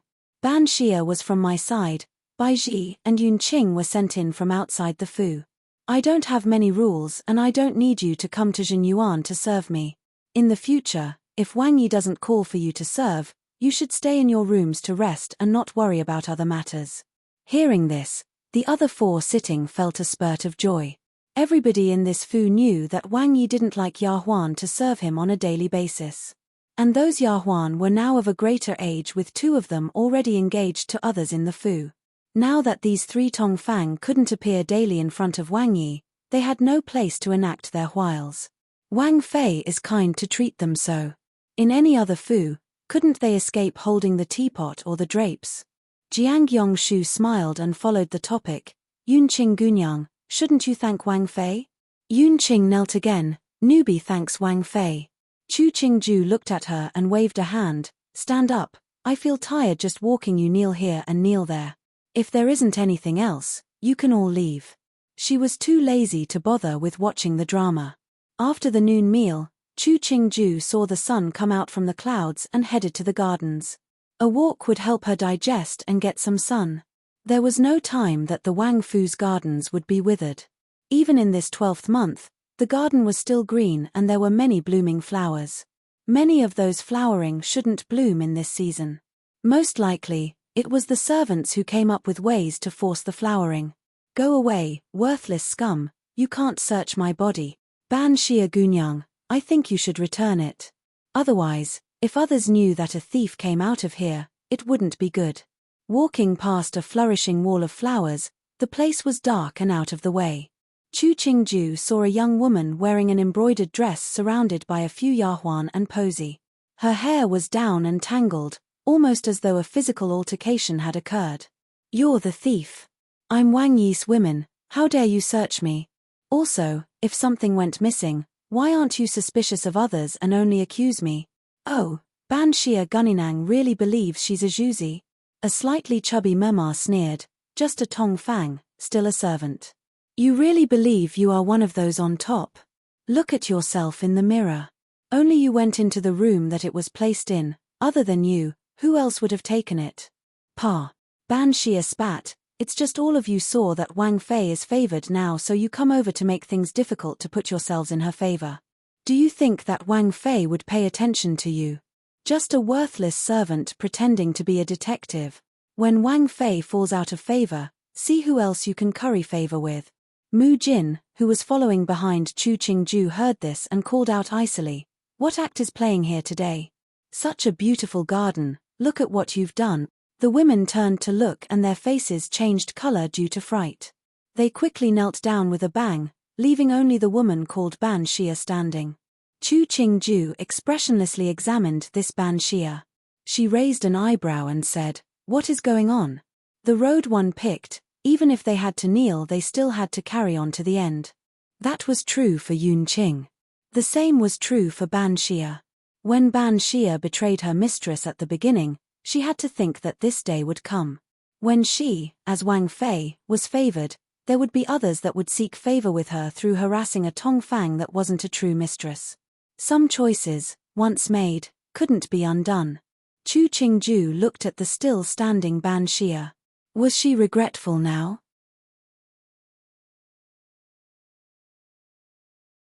Chapter 20. Peerless. For the first time, Chu Qingju focused on this yahuan called Ban Xia. Other than her disheveled state, her appearance was rather pretty. Large eyes, curved brow. When she spoke, there were hints of 2 dimples on her cheek. She looked innocent and adorable. If it wasn't that she personally had heard the brutality she exhibited when she had just spoke, Chu Qingju wouldn't have believed that she would say those things. This garden has other people, what sort of conduct is yelling and screaming? Mu Jin looked coldly over the kneeling servants and then looked at Ban Xia.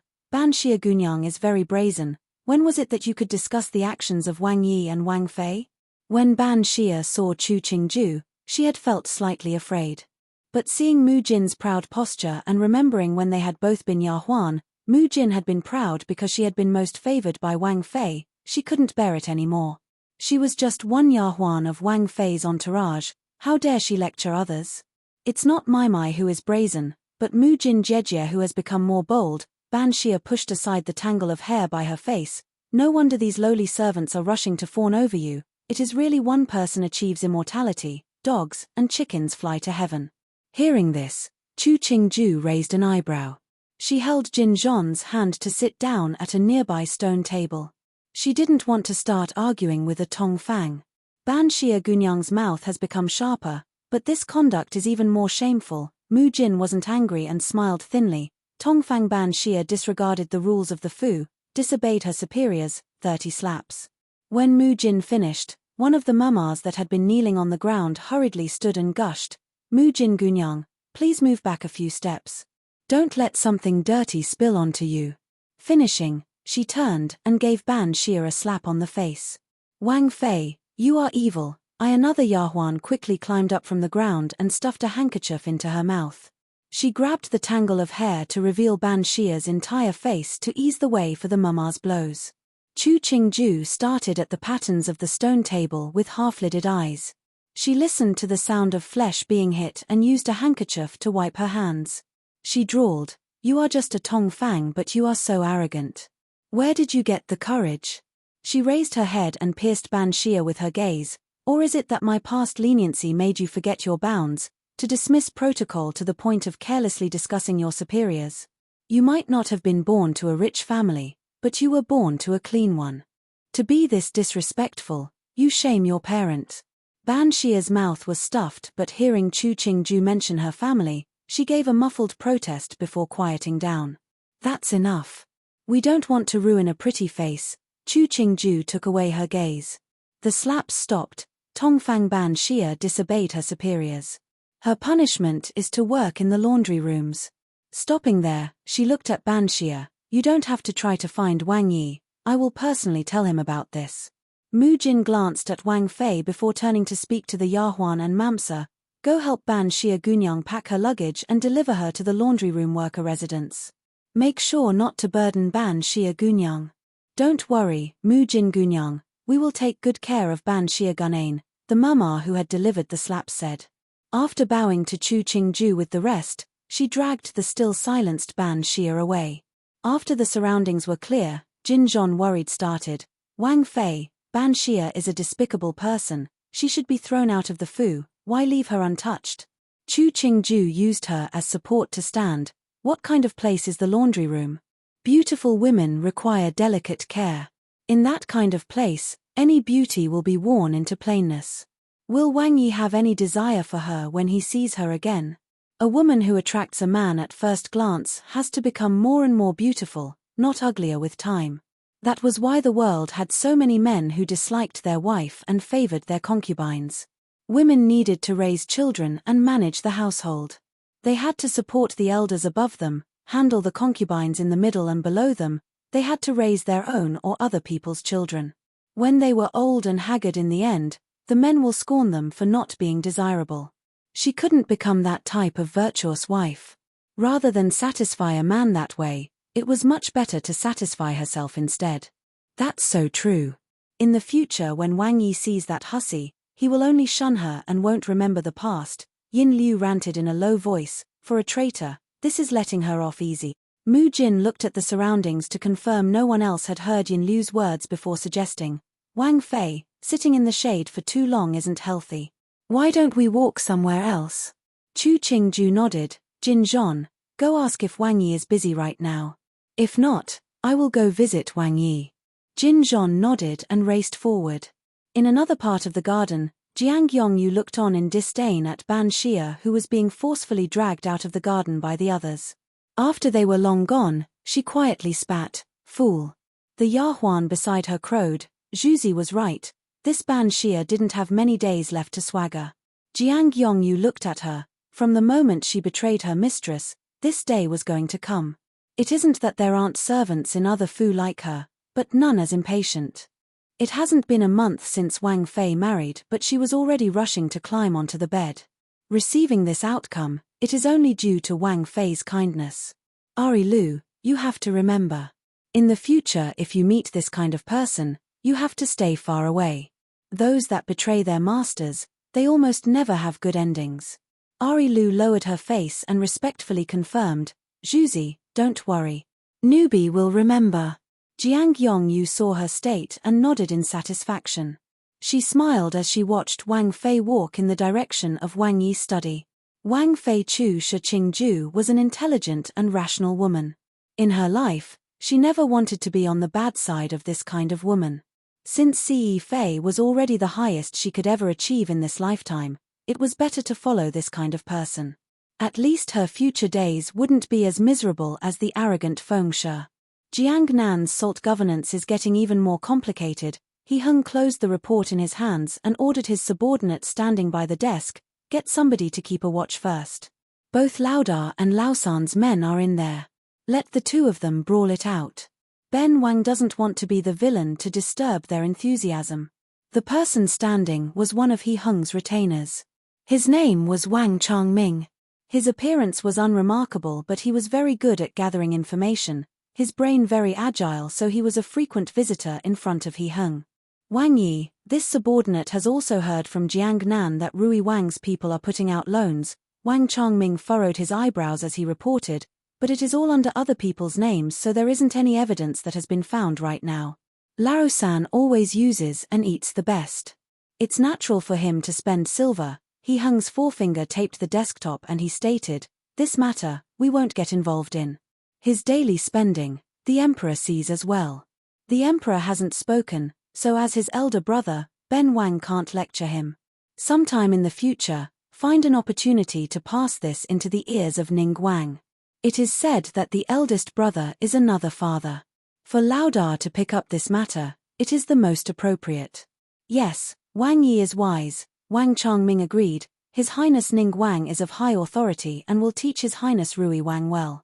The corners of He Heng's lips curled in response. He raised his head to see Ming He come in with a tray.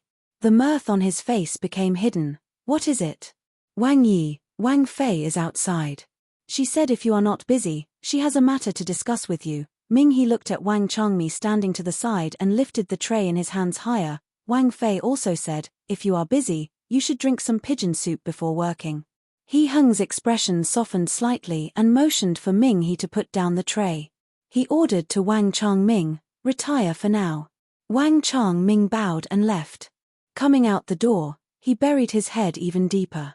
A close distance from the door, he saw a dress embroidered with clouds and a hint of the pearl-embroidered yun brocade shoes peeking out. He smelt the floral scent emanating from the other, pushed his head deeper and sketched a bow before racing away.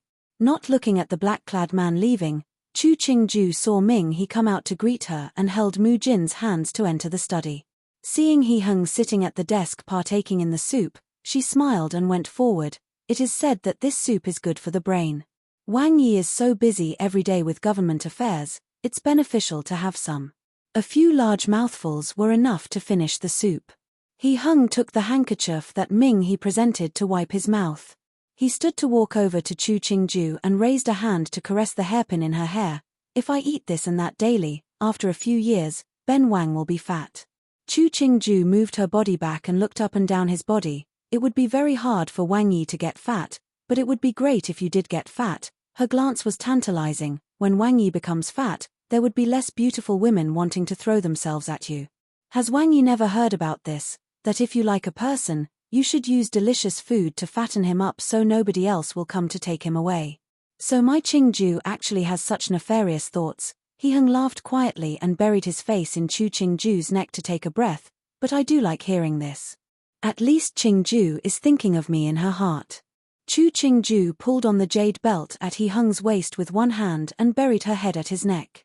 She laughed quietly and taunted, but does Wang Yi's heart have care? Gradually enveloping the person in his grasp, He Heng turned to sit at the nearby chair and eased Chu Qingju to sit on his leg. His palm glided across the back before resting at the waist. He smiled and kissed the smooth cheek. My heart, Qingju still can't see? Chu Qingju blinked her eyes and drew circles with a hand on He Heng's chest. Kie's eyes aren't that wondrous, to be able to see Wang Yi's heart through flesh and blood. How about Wang Yi let Kie hear it? Her head started to make its way to He Heng's chest. She laughed inside. He wanted to play the romance card. Was she a naive teenager?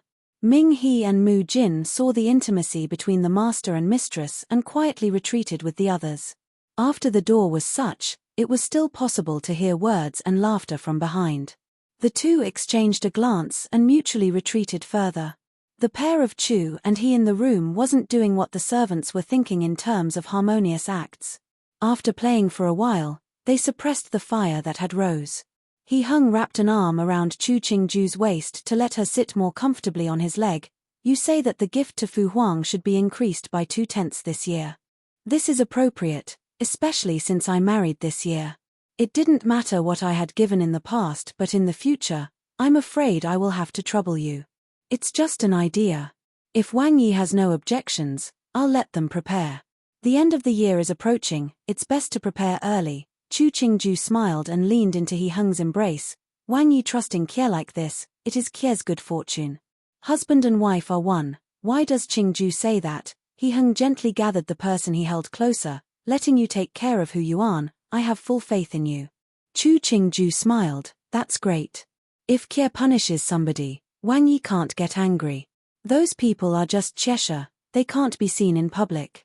Punish away, there won't be any pity. He Heng didn't care and turned to say, Qingju's name, did it come from Luotian Fu, where she wore shoes embroidered with delicate designs? What trailed behind was a garment as light as the mist. Chu Qingju laughed.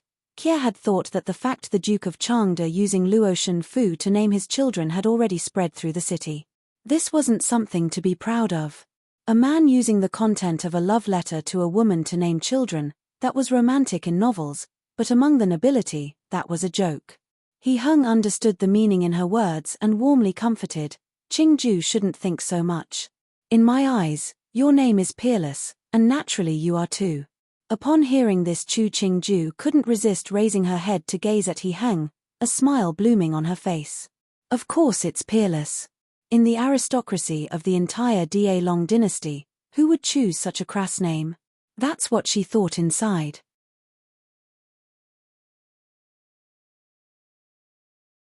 Chapter 21. A coquettish smile. When Qingju walked out of the study, it was more than an hour later. She adjusted the slightly askew hairpins and narrowed her eyes to smile at the western sunset at the doorway. When she turned back, she saw the shadow of He Hung standing straight by the desk. A person in the dark, a person in the light. They always will find the other exceptionally dazzling. When He Hung raised his head, it just happened that he saw the smile and his eyes were blinded. Unexpectedly, feelings of amazement rose. He seemed to understand a beauty melts one's heart with her coquettish smile. Wang Fei, Yuzon came forward and wrapped a thin cloak around Qingju. She bent to tighten the cloak. It's cold outside, Wang Fei has to take care of her body. Slightly raising her chin to let Yuzon finish adjusting, Qingju laughed. Yu Yahuan, are you all really thinking of me as a porcelain doll? Wang Fei has been ill recently. Newbie and the others were very worried. Even though all is well, there's still a need to be careful. Yuzon tied off the cloak and smiled as she bent in a bow. She moved to Qingju's side and supported her hand. Qingju shook her head in amusement and stepped onto the stone stairs. I remember I have an unfinished pouch to embroider, let's return. Ming He watched as Wang Fei left with a herd of Yahuan. He bowed along with the other servants, calling, Wang Fei, take care. Qingju stopped in her steps to turn and nod at him before continuing forward. Just this little action, it suddenly decreased the distance between Ming He and Wang Fei. The status embodied by Wang Fei. For her to nod at him, that was a great honor. He turned to look inside the study, walking to the doorway and inquired, Wang Yi, the Department of Household Affairs delivered some lamb from the northern borders. Master can have a bit of a taste. Get somebody to prepare meats and vegetables and deliver it to Zhengyuan. Ben Wang and Wang Fei will eat hot pot together. He Hung walked to the door. He looked at Ming He before adding, a while earlier, didn't one of the Eastern Commandery official present some roe deer and other game meat? Get them to prepare it carefully. Wang Fei mentioned a few days ago she wanted to eat hot pot. With the weather now, it's a good time to do so. Nukai will go order it immediately. Ming He bowed and retreated. He sped up as he left the yard. On his way, he had to tell this to Zhengyuan so Wang Fei wouldn't be surprised. To eat hot pot inside in the winter was a very satisfying experience. Even more so when the food were very fresh and there was no need to worry about pesticides or loss of texture from freezing it. Picking up an authentic wild mushroom and putting it in the bowl, she dipped it into the prepared top-notch seasoning. One bite, rich and spicy, it was unspeakably enjoyable. Qingju didn't like lamb, but the preparation of the lamb meat this time was very good. She could only taste the smooth and fine texture of the lamb and there was no rank odor. The mountain chicken was tender, the shrimp succulent, and the deer and game meat that was rarely eaten in her previous life. Qingju couldn't resist but eating those too. He Hung stared with shock at the disappearance of dish after dish of food. This was the first time he saw a woman who had this hearty of an appetite. He thought he had seen many different kinds of women, but seeing Qingju's chopsticks wielded with such precision, speed, and strength. This kind of woman, he had never encountered before. At the end, Qingju swiped the mushroom on her chopsticks before swallowing and setting them down. She rinsed her hands and mouth before exclaiming, "It's been so long since I've eaten so freely, has Kye scared Wang Yi?" He Hung had been wiping his hands. Upon hearing this, he said, "Seeing Wang Fei's appetite is this good, Ben Wang has nothing to worry about. Since you like hot pot, in the future, the kitchen should make it frequently. For Kye, hot pot isn't delicious if often eaten, but if it had been a long time, the desire will rise." The past few days, My body hadn't fully recovered, so I didn't dare eat this type of food. But now, my desire has been fulfilled. Taking a handkerchief from Yuzon to wipe her hands, Chu Qingju stood and asked He Heng, "Is Wang Yi willing to accompany Chie for a walk?" After each this much, it necessitates a walk. He Heng stood and extended a hand to Chu Qingju. "Qingju, come with me." Chu Qingju smiled as she gave her hand to the other. The other's warm palm fit perfectly around her hand.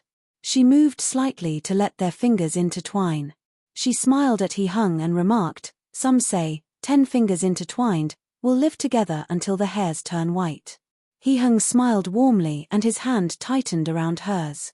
The two held hands as they walked out of Zhenyuan, a long procession loudly following behind and lit up the road in the night. Chu Qingju looked regretfully at the dark sky. Summer nights are much better to look at. Even if there is no moon, there are still stars. He assumed she was a naive young girl. Then let's have some literature, discuss some moon and stars, chat about some poems and songs. Today is the 2nd of the month. Naturally there would be no moon. But a winter moon is also very beautiful. He Heng imitated Chu Qingju's motion and lifted his head. He then turned to Chu Qingju and stated, "But it is cold on winter nights, so many have overlooked it." Chu Qingju's eyebrows moved slightly, but she was full of smiles when she looked at He Heng. Many people like bright and colorful things, like the summer's moon and stars, the spring's flowers, and the winter's plum blossoms. Kier isn't different from them and prefers the things that everybody admires. He Heng saw the smile on Chu Qingju's lips, his heart jerking slightly, and he immediately moved his gaze aside. He found that his throat was a bit itchy. He tugged the person with him to walk forwards. On the stone path, light steps sounded. The world is full of common people. I also cannot be excused from being one of them. He tilted his head to smile at Chu Qingju. The smile was gentle and skilled. It was unspeakably good-looking. Someone once said that when a man and a woman held hands and walked together, if the man always walked quickly in front, that meant that this man didn't know what was love. Chu Qingju looked at the man who had been walking alongside her and thought inside, but even when a man was forever watching the steps of a woman, it didn't mean he loved this woman. It could also mean this man was a womanizer and understood how a woman thought. The two walked for almost an hour, and when they were preparing to return, they encountered in their way Feng Zijin wearing a pale cloak. Feng Zijin looked at the clasped hands and pursed her lips. She bowed and greeted, "Enyu greets Wang Yi, Wang Fei. It's this late, why aren't you resting inside?" After He Heng finished speaking, he turned and took a cloak from Mu Jin's hands to wrap around Chu Qingju for her. Chu Qingju took the change to scan Feng Zijin. The other held a palace lamp imprinted with the lady in the moon. Behind her, there were 2 little Yahuan, each carrying 2 little baskets. "Wang Yi, the winter nights are long and Enyu retires late, so an idea came to walk in the garden." Feng Zijin lowered her face. "I didn't think to encounter Wang Yi and Wang Fei." Fingers carefully manicured to a clean and round edge quickly tied the cloak. He Heng looked at the 2 little Yahuan behind Feng Zijin. He saw the paper boats and candles in the basket and faintly opened, "Since the winter nights are cold, then stay in the rooms. It's almost the year end, getting sick would be unfortunate." Enyu thanks Wang Yi for his concern. Feng Zijin smiled widely, "But thinking back to when with Wang Yi, we floated paper boats, since it is a sleepless night, I thought to float some in the lotus pond. Enyu is wearing sturdy clothing and it will only take a short while." This was having managed to find out that she and He Heng was strolling in the garden and specially coming with tools to reminiscence about the past with He Heng. Chu Qingju curled her lips in a smile. "These boats are very well crafted. But after a night in the water, they wouldn't look pretty tomorrow morning. My suggestion, Wang Yi, you might as well get somebody to make Feng Fei a gold boat. No matter what happens, that wouldn't be damaged. It's just a plaything, you take it so seriously." He Heng looked at the servants carrying palace lamps. This many people with lanterns, this Feng Shui was still able to encounter them, that wasn't easy. When he teased a woman, it was his hobby. But he didn't want to see a woman take something from the past to try to curry favor. This Feng Shui was starting to act out of her bounds. "I think I've digested most of it. Let's return, the mists will be coming soon." He Heng held Chu Qingju's hand again. and looked at Feng Zijin, who had retreated to one side before he left without a hint of hesitation. Feng Zijin stared in disbelief at the back of He Heng and Chu Qingju. She didn't believe that Wang Yi would just leave. Was it that what she had done wasn't enough to stir up his memories of the past? At that moment, she saw Chu Qingju turn her head, a faint smile appearing on her face. She suddenly started, a strange cold creeping up her back. The biggest difference between men and women was that men were always best at forgetting the good of women and women was best at remembering the good of men. So when a woman interacted with a man, it couldn't always be good. If she was too good to him, he would take it for granted and forget the effort that the woman put in. To let a man remember you all the time, the first thing to do is to put yourself first all the time. If you forgot yourself, how could somebody else remember you? A few days later, Chu Qingju received a gift. It was an Ashtamangala glass lamp.